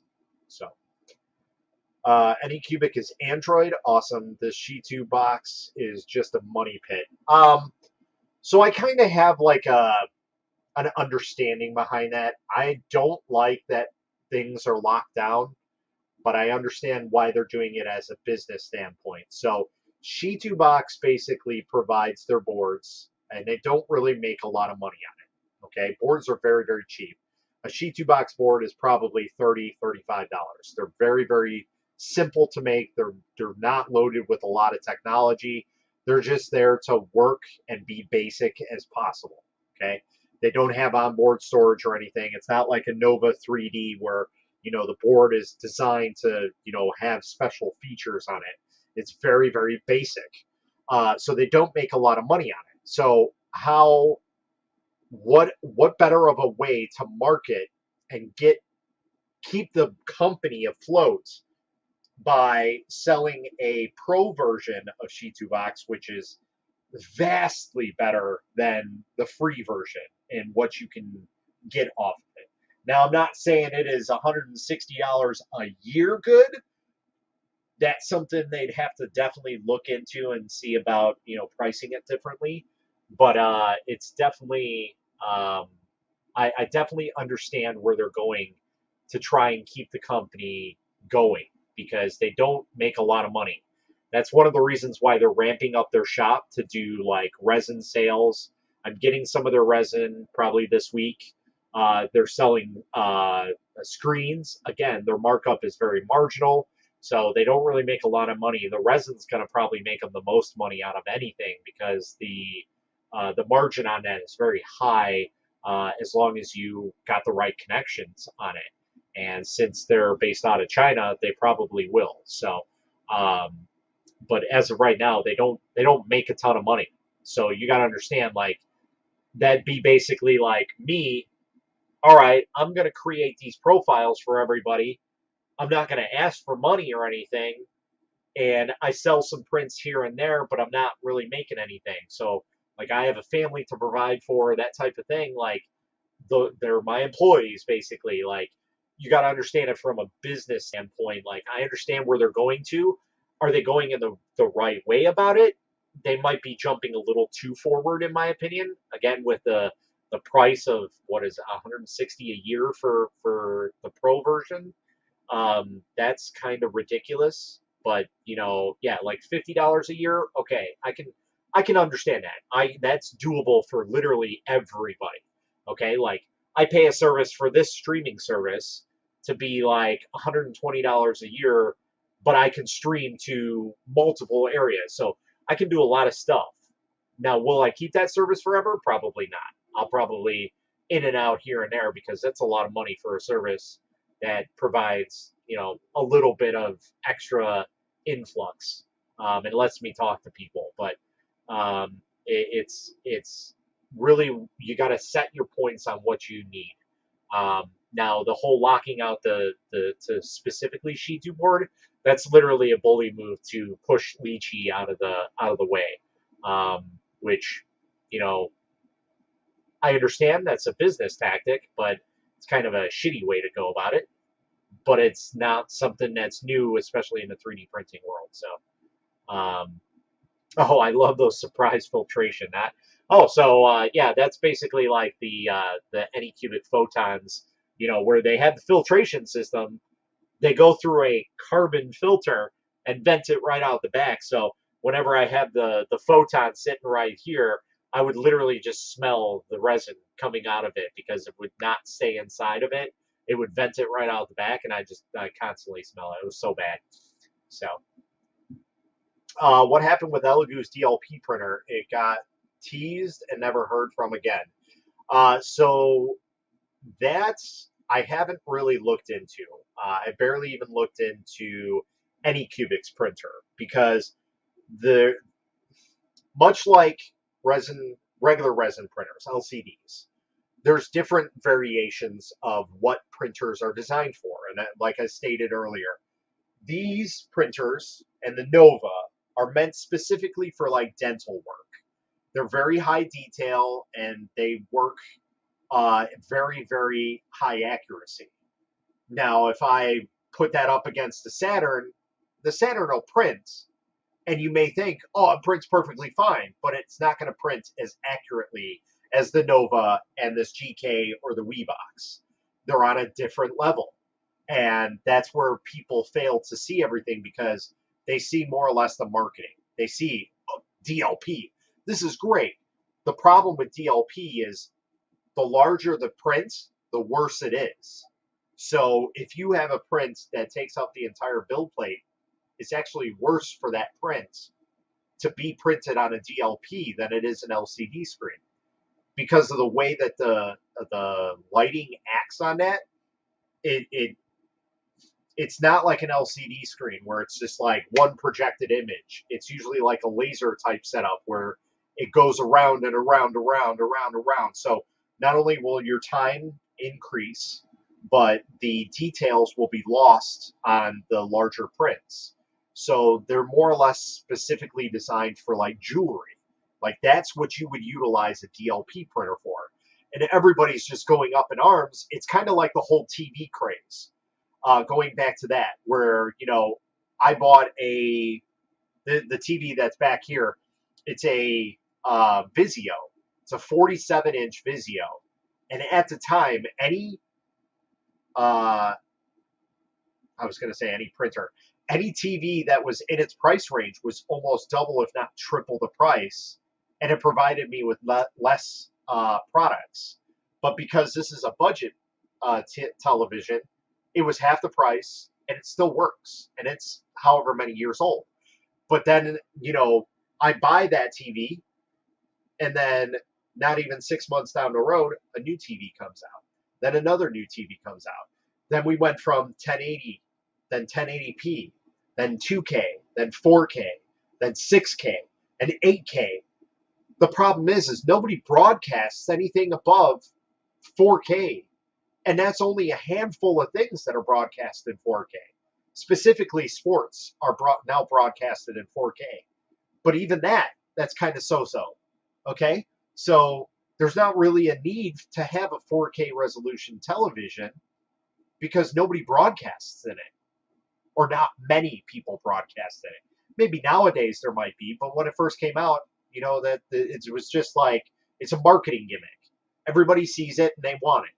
That's the same thing with this whole 2K, 4K, 8K stuff. Like, yeah, that's great. This is proper why this needs an 8K screen, because the regular frozen transform is about 3 times less the dimensional, not dimensional, but the resolution of this printer. So you put an 8K resolution you put an 8K LCD in here to up the resolution to keep the same resolution at what these smaller printers print, because that prints at 47 microns. That's less than what an Elegoo Saturn prints at. That's only what 4 microns more than an Elegoo Mars or an Anycubic Photon, a small printer. So that's insane. So that's the only reason why these exist. But to have like an 8K on a small printer, it's not needed. To have a 4K, this is a 4K printer. It's not needed. It's not. That's going to go down to how detailed the model is. So if I went on Thingiverse and I'm going to download a file, 9 times out of 10, the person who designed it is going to design it to a point of probably, at the very max, 1080p. The very max. I guarantee it. Now, if I went out and I bought a file that's like a $40 file, most likely somebody spent a lot of time on that file, and that's probably at a 2K resolution. But I have not come across something that was like, oh my God, this is the difference between 2K and 4K. That's just my 2 cents on the whole subject for that. So, but DLP has its place, and it's not meant for large prints. It's meant for very small, fine detail stuff. Not even really miniatures. It's meant specifically for jewelry. That is what that DLP is meant for. So, but everybody's going to use it as a normal printer. That's fine. So, at $50 a year, I'd buy the Pro. At the $160, no, I agree. Yeah, at that price range. Have you looked into the video who airbrushed resin? Oh my God, please do not do that. Here's the reason why you do not want to do that. Unless you have an enclosed chamber, okay? Now, what I mean enclosed chamber is that big box with the gloves inside of it. You open up the lid, then you put the airbrush in, you put all your stuff inside there, you close the lid, and it's got its own ventilation system on it. That is literally the only time that you should be doing that. The reason being is, all right, let's say I'm working, it's daytime, and I go ahead and I put some resin in my airbrush kit, and I brush it on, and it looks amazing. It's great. What happens when that gets all over my arms, and I don't even notice it? because it's such um, fine stuff coming out of that airbrush. How am I going to notice that? Like, basically, like when I throw water on my hand, you know, I can see the glistening off of my hair of water. The same thing with resin. It's just going to be there. If I go walk outside, guess what? Third degree burns instantaneously. It's bad, bad stuff. So if you are going to do that, make sure you are not have any skin uncovered. You definitely want to have a respirator on and have a very good respirator, and have the proper enclosure for that, because you do not want to just sit there and just like, I'm going to take out my airbrush right now and just kind of brush it on there. That's bad. That is a bad, bad thing, because you are going to get resin all over your skin. You're not going to notice it. You're going to walk outside. That's going to cure in the sun, and it's literally going to feel like somebody's setting you on fire. That is the worst thing that you could ever do. So there's good and bad things on the internet. That's one of the bad things. So please do not do that. So so yeah, just don't do that. Even if you have the proper stuff, I don't suggest doing it. Okay, so let's just put it in the do not do. The same thing with like lubing your FEP. It's not needed. Okay, and here's the reason why. FEP film is literally a resistant film. Okay, that means anything you put on it, even acetone, it is resistant to acetone.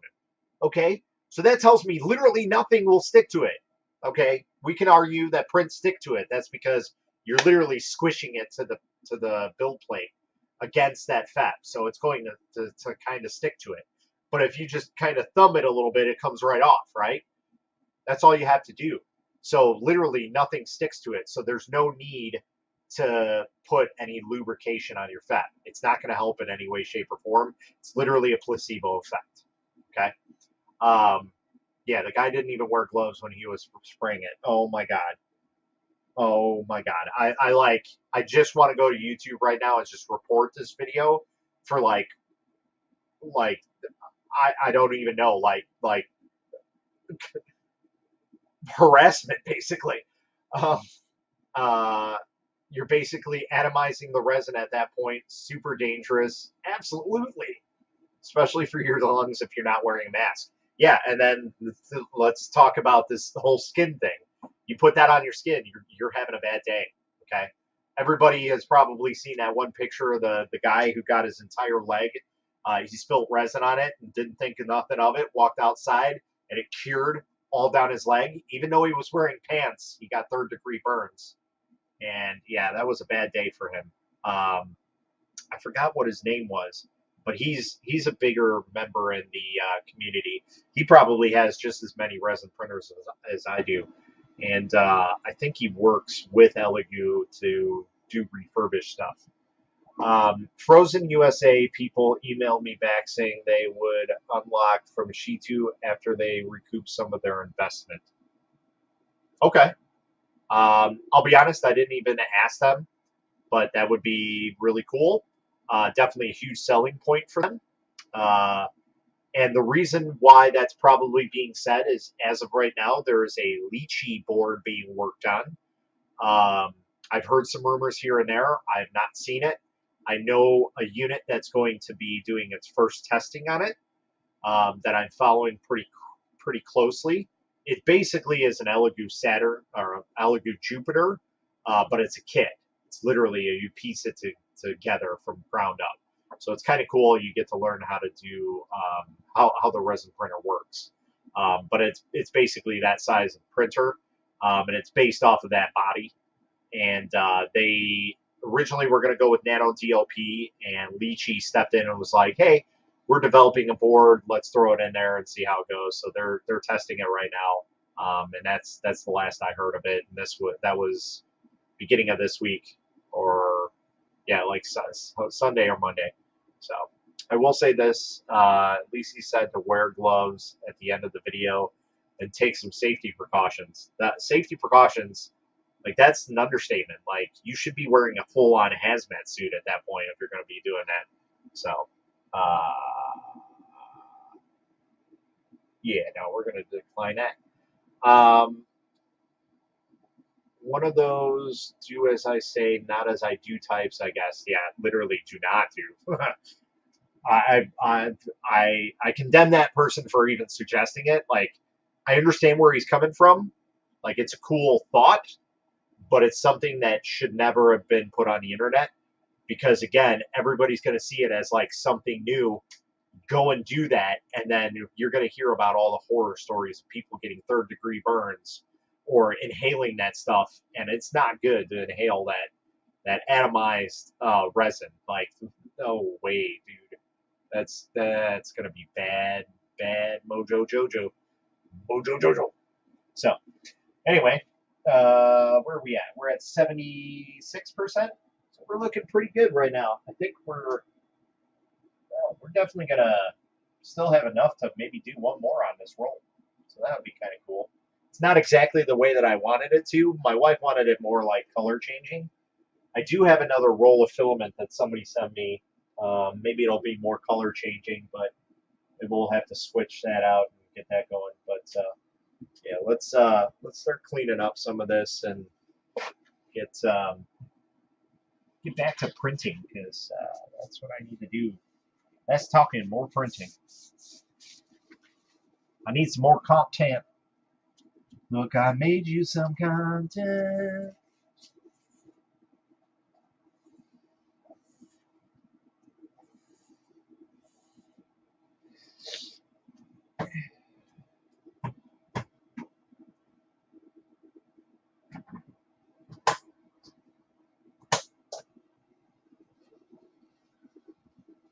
Clean up the screen with some denatured alcohol a little bit.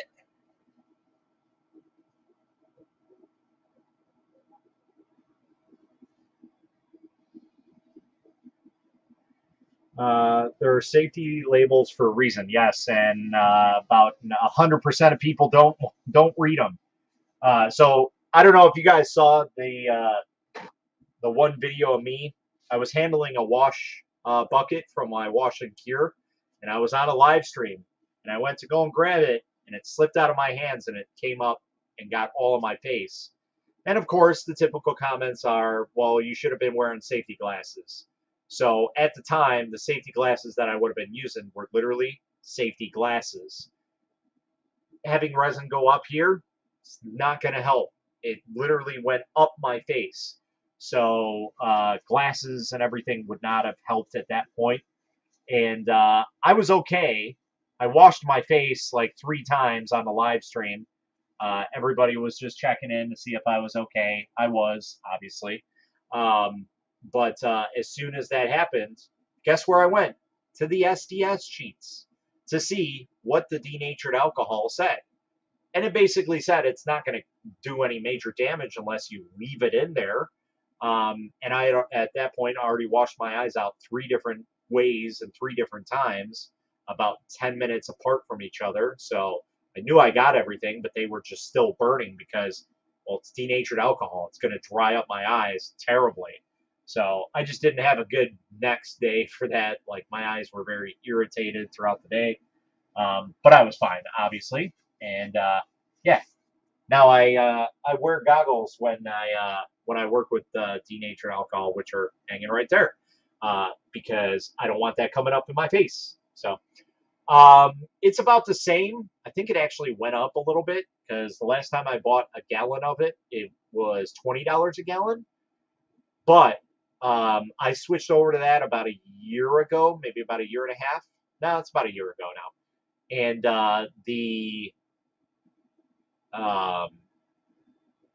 the clean that it gives me is far superior than anything else I've used so far. So I used to use 99% IPA, and now I specifically use denatured alcohol. So that's my go-to.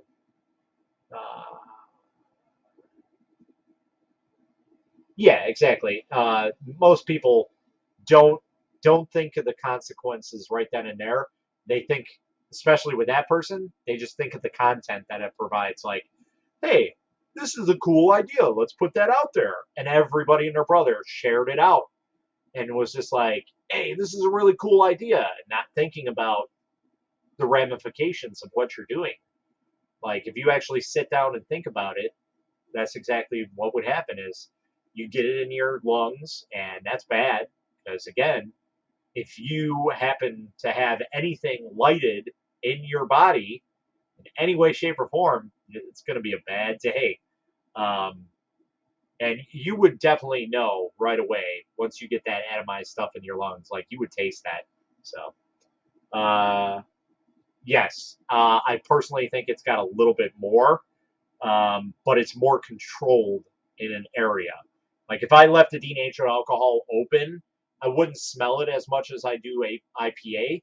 But if I went right over it and I went to go and drop a model in and I get a whiff and it's just like, whoo, wow. It's like breaking open what do they call those? Smelling salts. Like you get a quick wake up.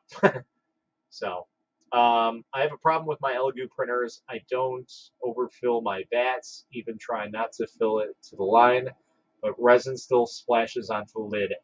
Anything to remedy that? Not sure if Mono X will be the same. So that, I think, is actually not so much a design flaw or an issue with going up and down. In my case, down here in my basement, static is very high. And I don't know why. Maybe I really don't know why. I don't know why. It's concrete floors that are painted, so I don't know why there's a high volume of electricity down here or static. But I've noticed that it's the static clinging to the resin, or the resin's clinging to the static of the inside of the dome, so to speak. So get some static guard, spray it in there, see if that helps. That's what helped for me. Not saying that's going to remedy your situation, but worth a shot. See how it is. Because you got to think when you unbox that, it's all in styrofoam, it's in plastic, like things are very staticky when you take all that stuff out. So if you put some Static X or Static Guard or whatever, put it in there and see if that'll work. It can't hurt. It's not going to hurt anything. Spray it on the inside really good. Put the lid over it and see if that'll help. And I noticed that that did work for me because when I unboxed the ePax E10, I had an issue like that where the resin was literally like a symbiote. It was sticking to the inside of the dome, and I'm like, what is going on? And I sat there and I watched it one day, and I seen it literally cling to the inside, and I was like, no way, why would that do that? And I open up the lid and I feel inside, and all my hair just stands up, and I'm like, is it static? It's literally staticking to that? So never would I thought that resin would static to it, but I guess since it's all enclosed, it's like a pressurized system, and it's got nowhere else to go, and it like feels that as like a life, and so it just sucks to it. So do you know if the Mono X 6K screen would connect to the Mono X printer? I know it's slightly larger, but I was wondering if the connector would still fit. That's really tough to answer because it's still new on the market. Again, I haven't had a Anycubic resin printer since the Photon S. That was like 2 years ago now. I am trying to work on getting a new Mono X because that's one of the few printers I've not had on my hands. But in terms of connector, it might be different because it's a different type of display. So the Mono X is only 2K, whereas that's 6K, so it might need more pins to allow those extra the extra resolution in. I don't know. That's a tough one to say for sure. So.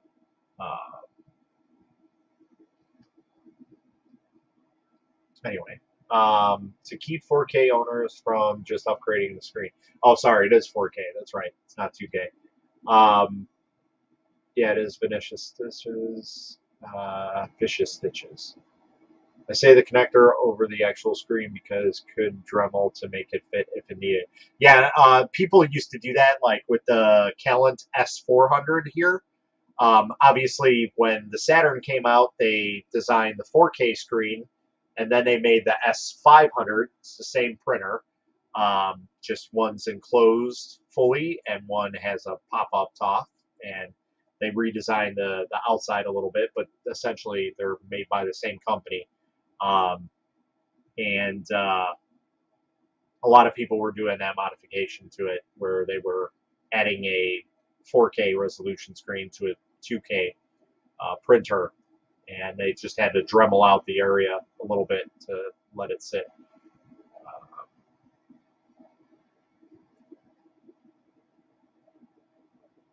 Yeah, and I'm going to talk with them a little bit about that because I do testing for them. So I have Sheet2Box Pro that is two or three, no, three versions over what anybody else has. So I am three versions away from anybody else that has that. There's only like a handful of us that are testing it. And, there's some good improvements, and then there's some downsides, obviously, when they do some upgrades to some things here and there. But that's one of the things that I want to talk with them about and see if, maybe they can adjust that, because that 160 price range, it's good for like a, 3-year type thing or something, but a 1 year, that's a tough sale. So, I don't really think that's going to fly too well. So, it's just my 2 cents on it. Practically, that's everybody's 2 cents on it. So, all right, let's go ahead and get this all set up. Gotta take this out.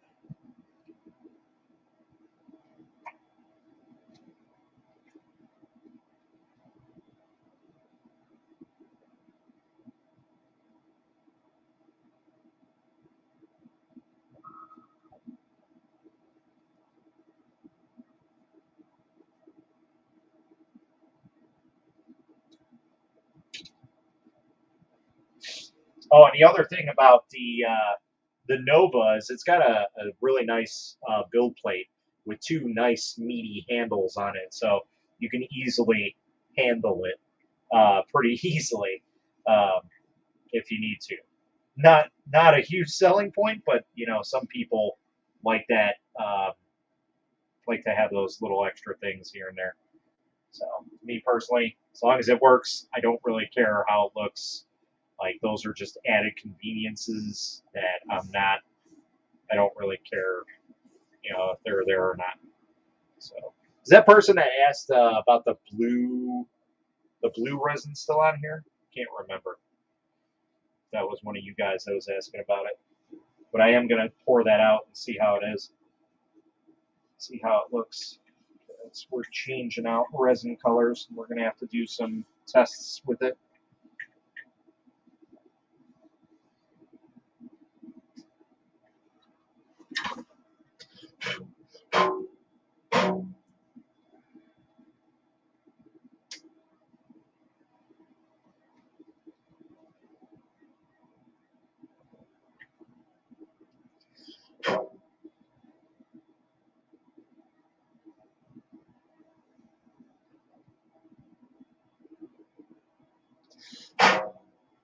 Little piece. Let's see here.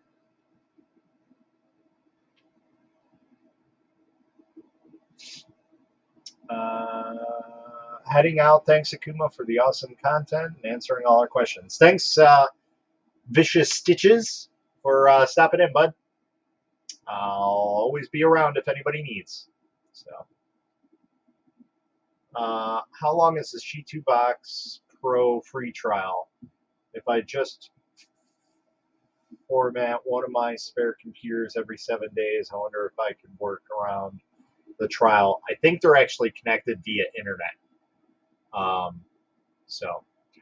Do you heat your bats? No, I don't, because my internal temperature of my house pretty much stays at around 70 degrees throughout the year. So,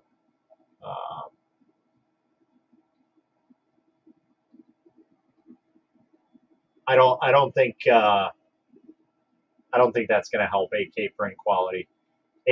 So when you get to 8K print quality on like the Sonic Mini, it's going to boil down to who designed that print. Okay, that's basically what it's going to get to, and that's the same thing I've said about the 4K printers. Like the difference between a 2K and a 4K printer on the terms of like smaller printers is minimal at best. Okay, now moving from like a 1080p or a 2K to an 8K, you're going to probably notice a difference on it. But again, that's going to determine or be based on the design of the file that you're utilizing. Because, like I said, if you go and you grab files from Thingiverse, it's just going to be like, okay, at best. It's not going to be designed for high detail. But if you go and you get somebody's file that's worked on it for 6 months or so, it might be more, it's probably going to be more detailed of a design than anybody else's. So, I actually posted my enclosure for the Sonic Mega AK in that Facebook group using a grow tent and 2 small heaters, keeping the entire environment at 90 degrees. Nice. You could probably, Creality has like a tent type setup for their CR10, and I wonder if that would work for that as well. But that's basically what it is. It's a grow tent. That's what it is. Just on a smaller level. So, and branded with a Creality name. That's all.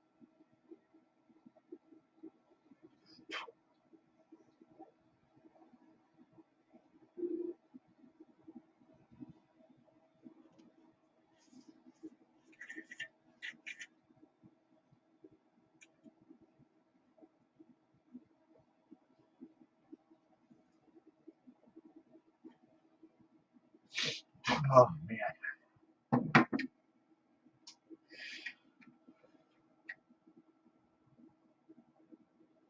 Nope.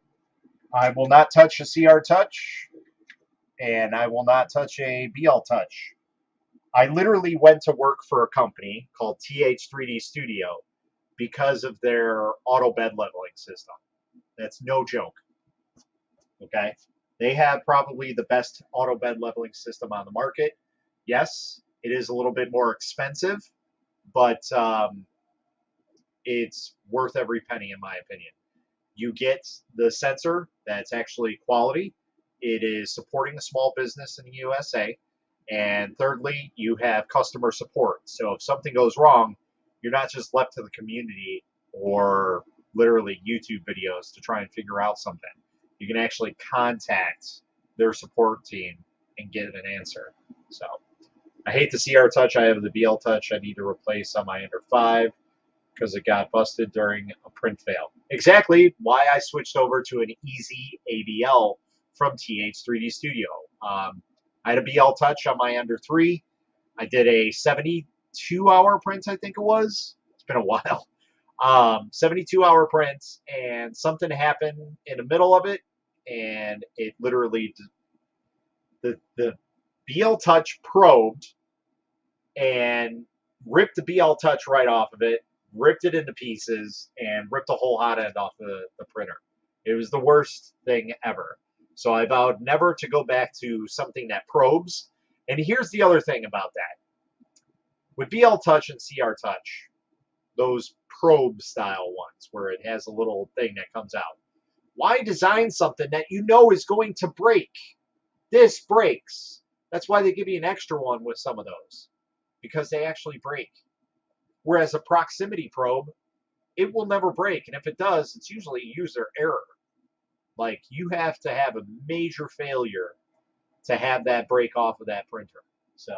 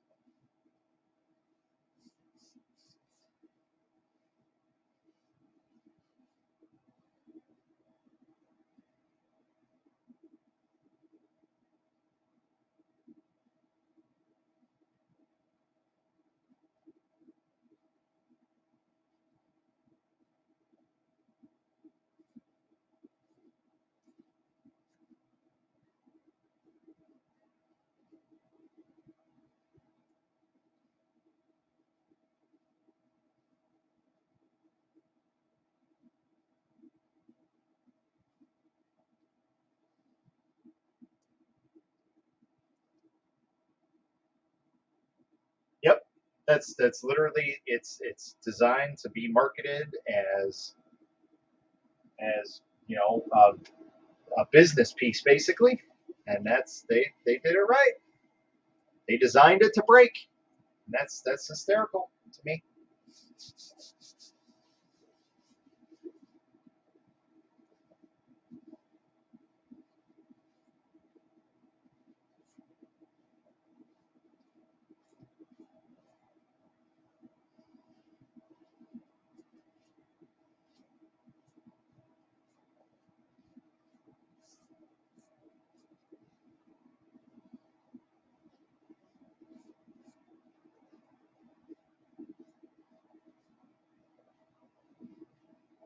You've been fighting Z offset. Yeah, it's been so long since I've used that I just don't know. Like I'm used to baby steps and everything. Like you just set the Z to 0, you let it probe, and then once you start it, you do baby steps on it.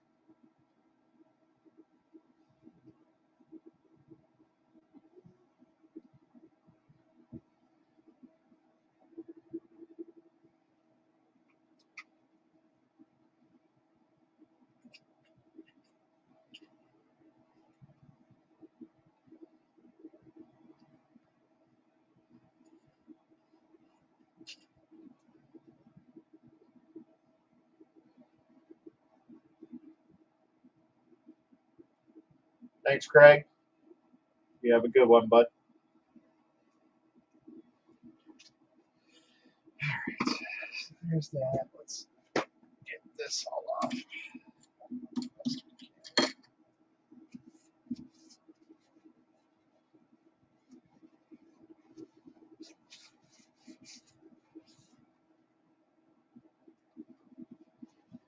So, in your opinion, do you think the Prusa resin printer is worth the money, or people just paying for the brand? At that point, you're literally paying for the brand. The only cool thing about the Prusa printer is the resin vat. Um, so, normally on a resin printer, you basically go up and down, and it releases from the fat film that way. With a Prusa printer, the vat actually dips down and pulls away from it.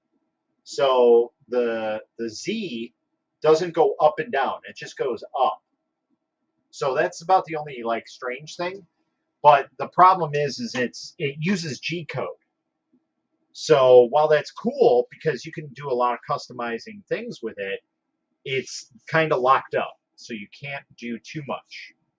So I don't I don't really think it's worth it. I'd like to get my hands on it just to see, what the difference is on it, but I can tell you already that that's not going to happen.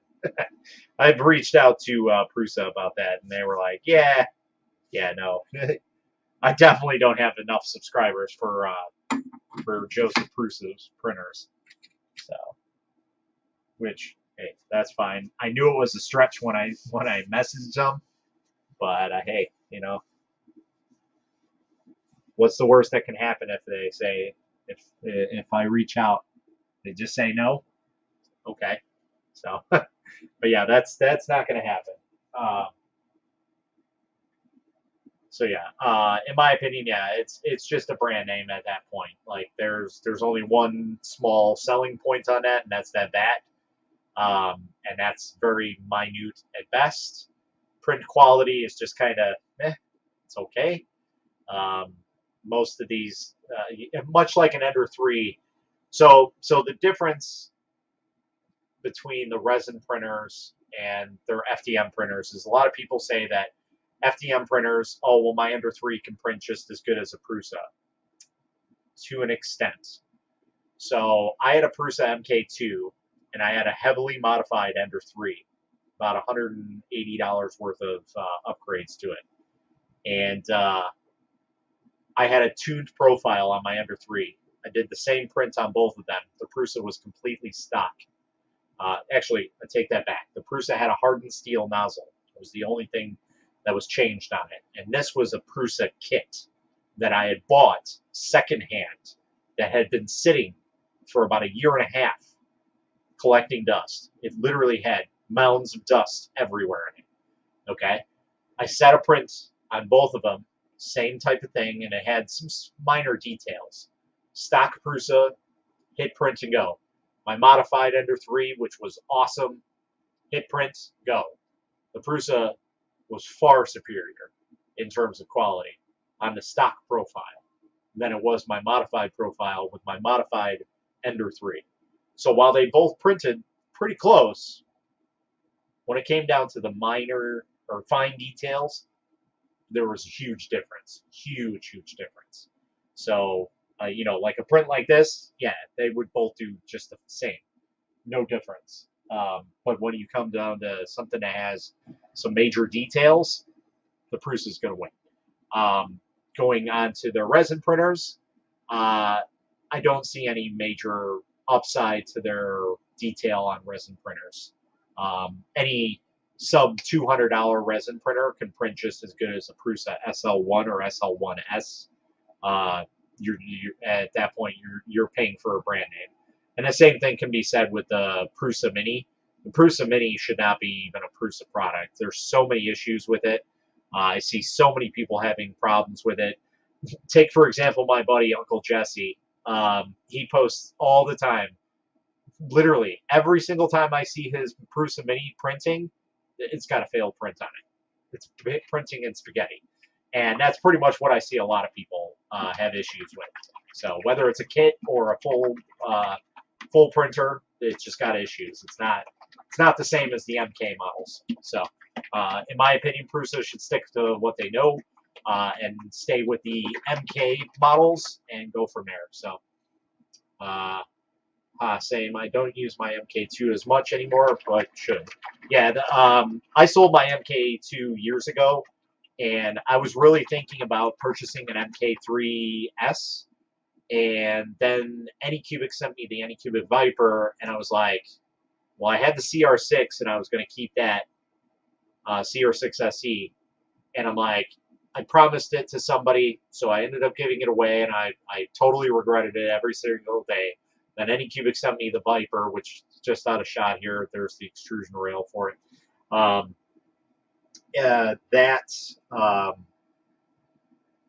That printer is awesome.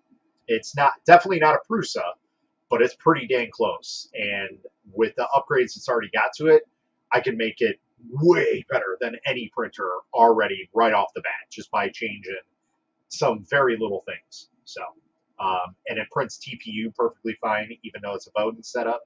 Like, yeah, that thing's awesome. So, I don't think I've ever seen him post a video about the Prusa Mini. That's probably why so many fails. Yeah, exactly. Like, if you follow him on TikTok, he's got a couple videos on there, and he's just like, and we got another failure, and he goes in close, and I'm like, Prusa Mini time.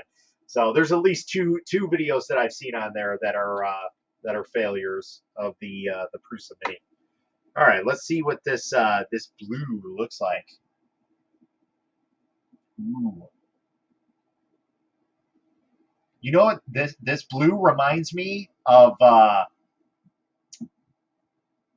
what is that? It's old toothpaste. Aqua toothpaste. Hold on, I got to show you guys this. Let's see here.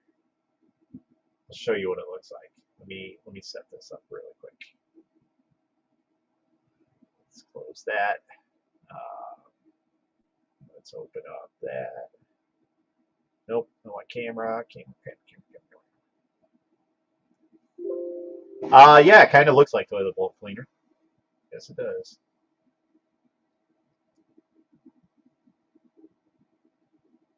There we go. You guys get to see my ugly mug up close and personal.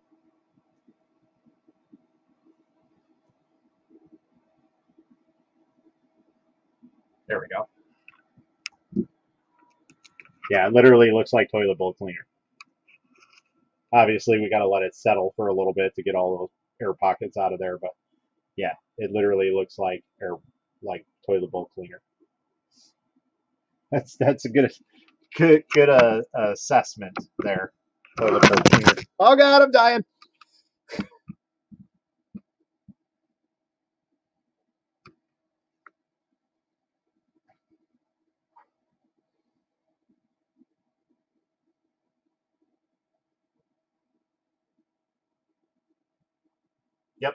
I know exactly what you're talking about. What is that? Scrubbing bubbles, right? I think that's the name of it. But yeah, that's literally what it looks like. So, all right, since I got you guys here, we might as well do some prints. Let's. That's not what I wanted. I'll download a couple files here, and we'll get them all set up, ready to rock and roll. So we'll download this, download that, and download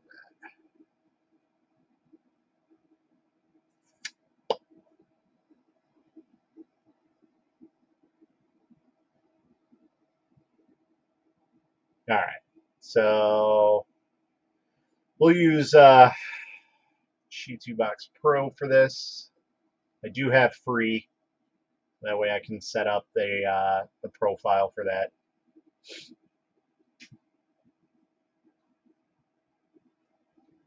Just took 2 hours to slice something in Sheet2Box. Yeah, my computer will not do that. This computer is specifically designed to basically run a lot of programs at a lot of time. So Nova 3D Whale 2. So here's our build volume.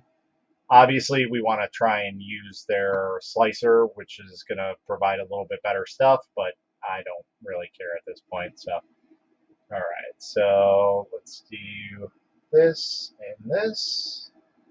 Let's see how these come out. So basically, it's a friend of mine. He wants a blue front and back. So we'll probably print one at a time just to make sure that we're not killing anything. All right, so I can print this probably flat on the build plate, but I don't want to do that. So got a pretty fast PC, 5950X processor and a 3080, but the files just took forever. I have a Threadripper 3870, so the most I've ever used.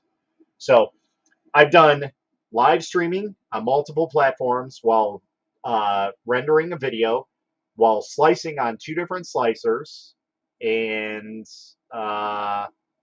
yeah, that's it. And I think I've used 40% of my PC power. So just FYI. Let's see. Here, I'll show you exactly what I got in here. Where my system? About. So we have an AMD Ryzen Threadripper 2970, 24 cores, 48 threads, I think it is. 3 gigs, 32 gigs of RAM, and a 2060 Super. So pretty insane. Definitely overkill. I wanted a 10-year PC when I built this thing. So that's what I did. All right, so we're going to raise this up. I guess we can do that.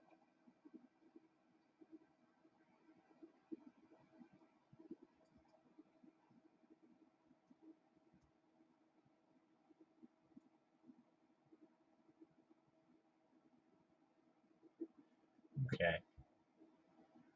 Support. We'll do some cheating. We'll do automatic supports and see where we go from there. See how that does. Yeah, we're pretty good. Yeah, that'll do. That'll do, pig.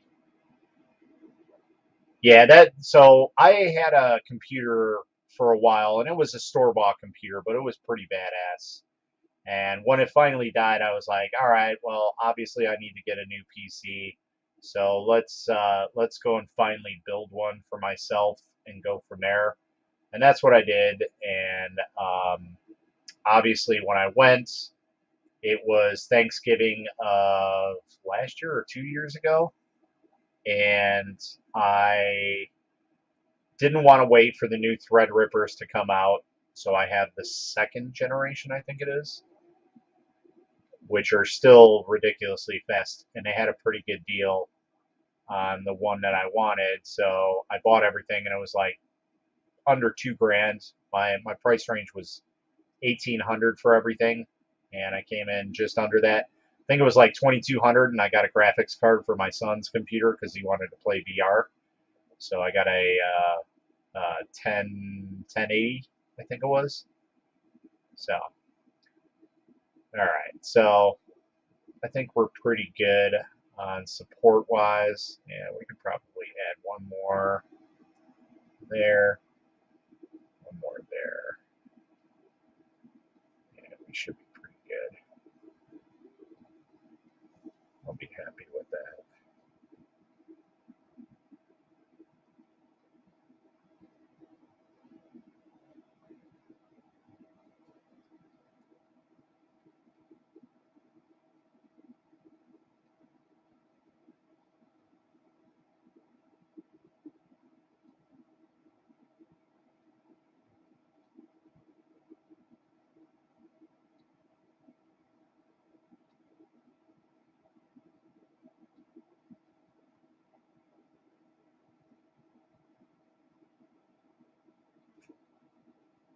Okay.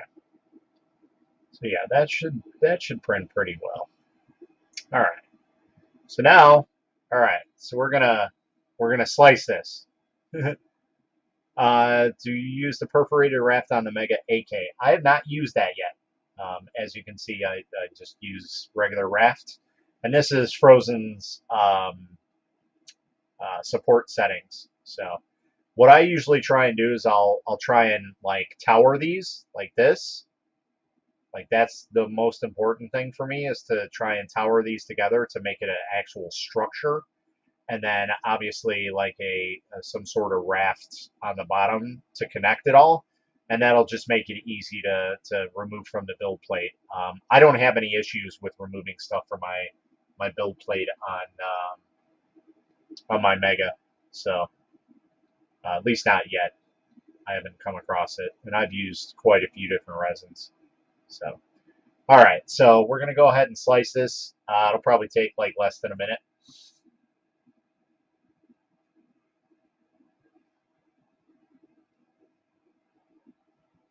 Okay, so it's sliced 2 hours, 20 minutes. We need to save it and then save it as, well, we can put it in our USB drive.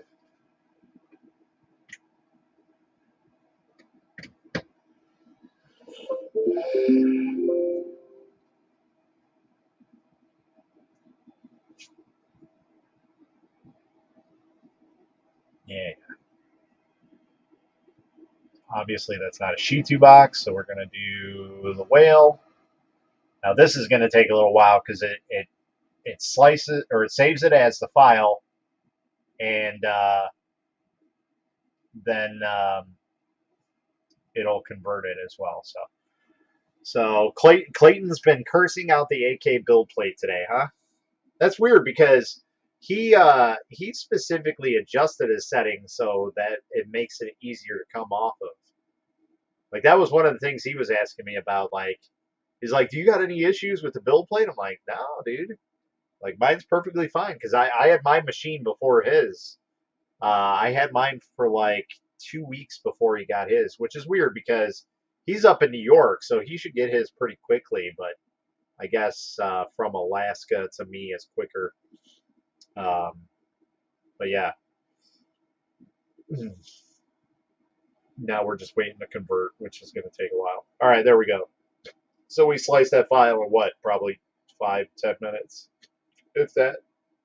And that's only because we had to do a conversion. We just saved it as the file as is. It would be a lot less. All right, let's go. Downloads, back.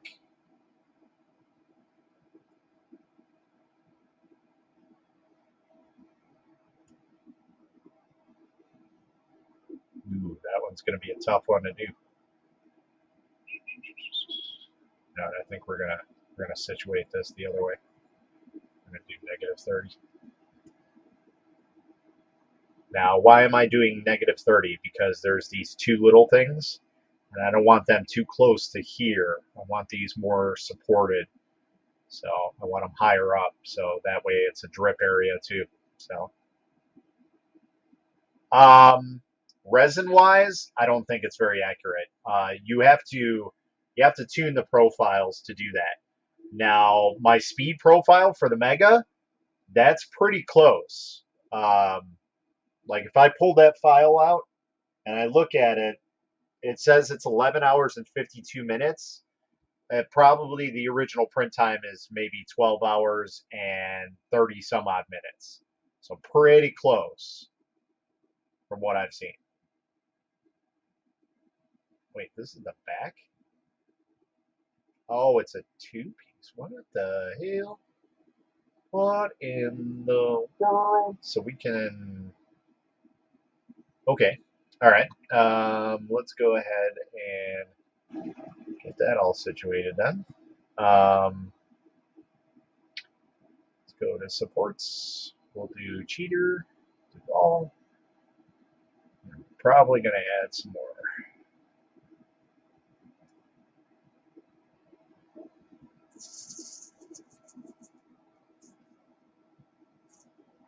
So I'm specifically putting some around these holes because I want to make sure that they are done the way that they are intended to look.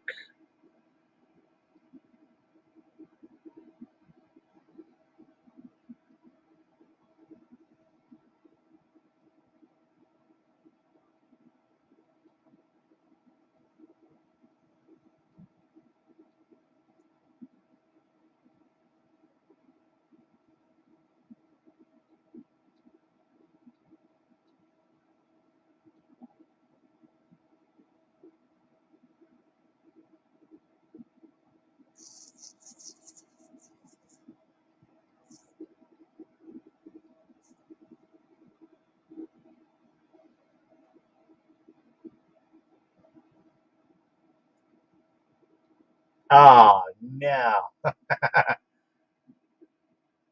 Back to the drawing board. Wah, wah. Actually,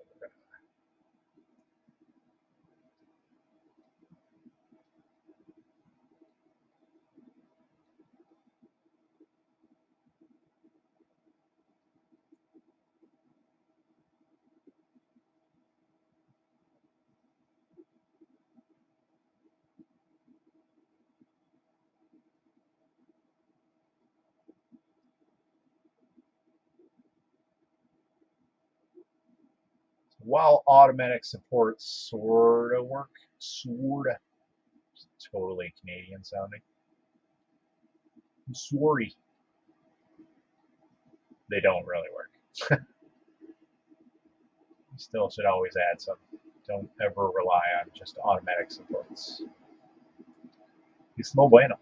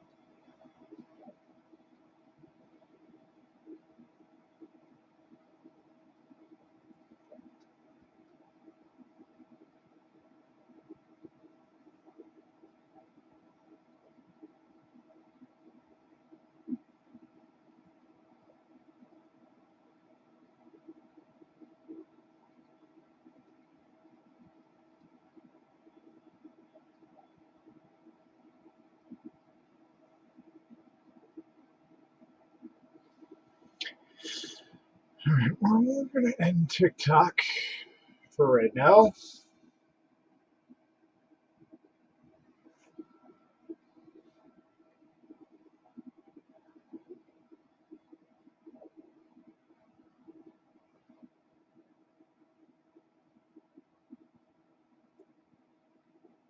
How does it taste?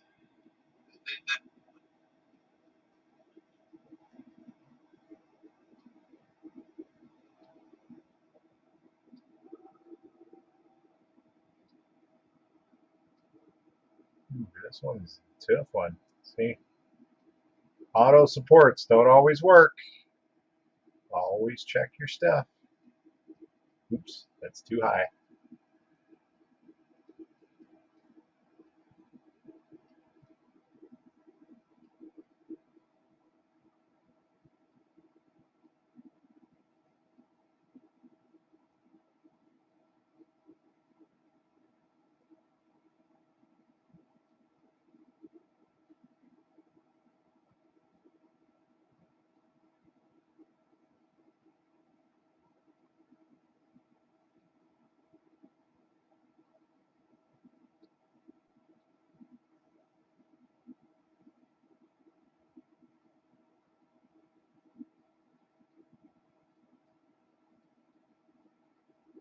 All right, bud. Thanks for sticking around.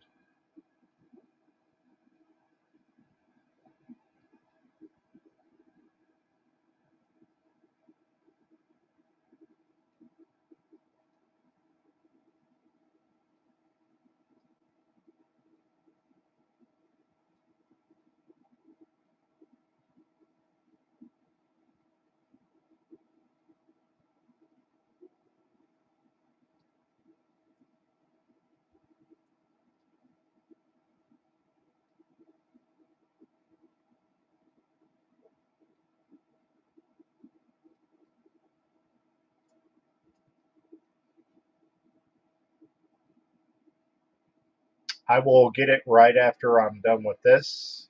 That's the free version. I will upload it so people will have it. Get it all set up for you. Shouldn't take too long. I just hope it'll take.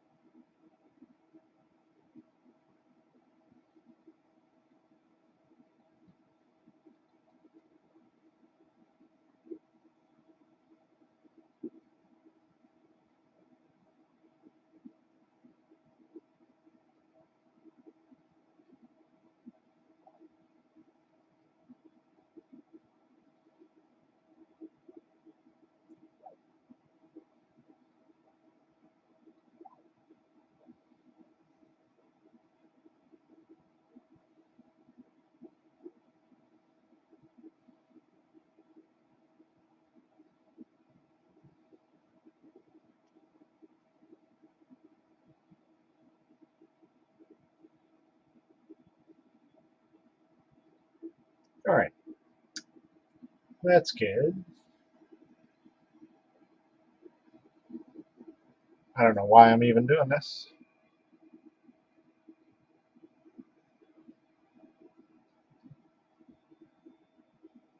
Need to calibrate the resin first. Do. Save projects.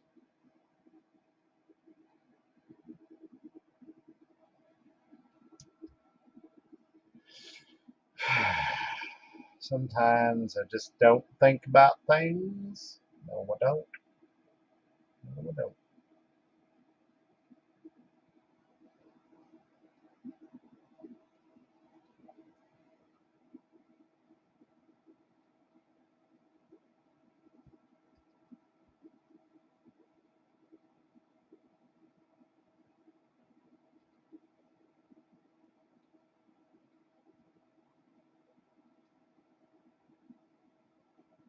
Yeah, that's probably way overexposed for this.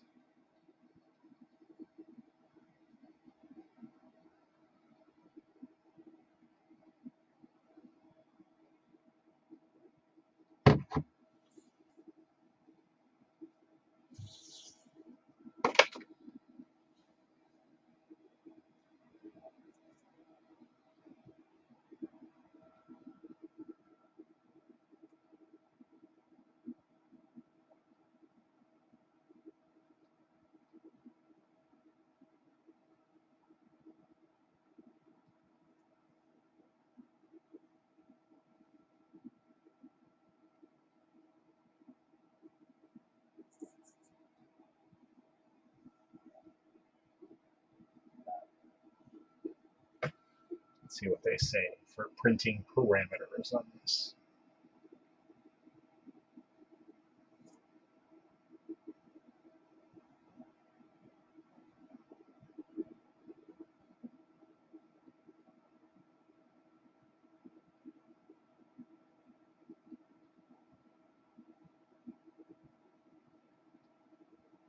How?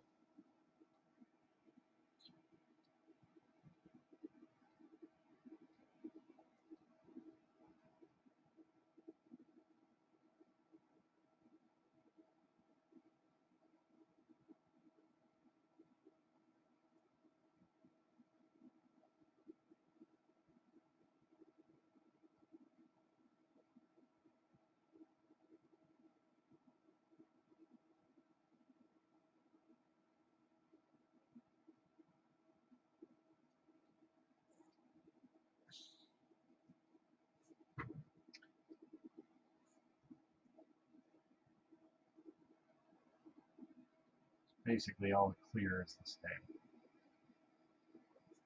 So 1.8 on the high side and 1.4.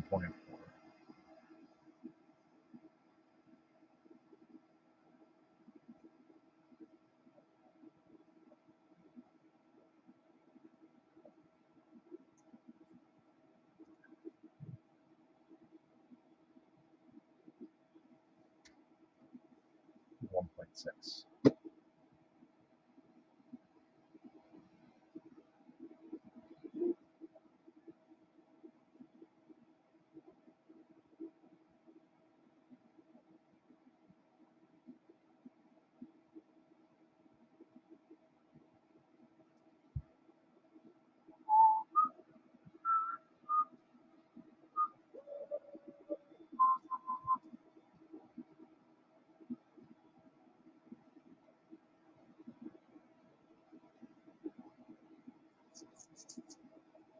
All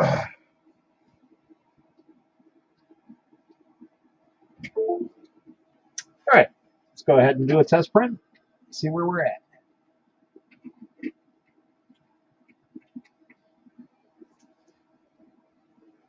Wow. Speed file.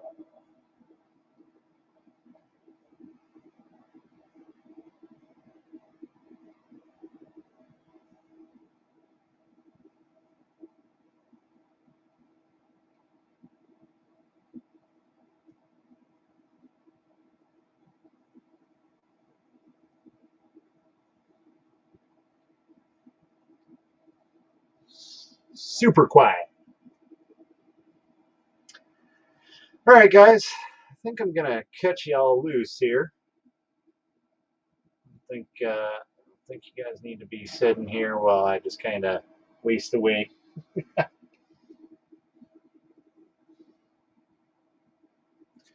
But yeah, that's pretty much it for the night. I thank you guys all for stopping by and hanging out and chatting. And hey, maybe we'll do it again.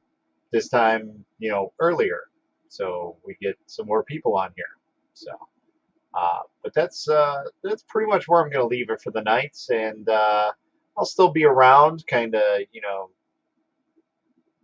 lurking, I guess. Just not on live. And yeah, until next time, guys. Happy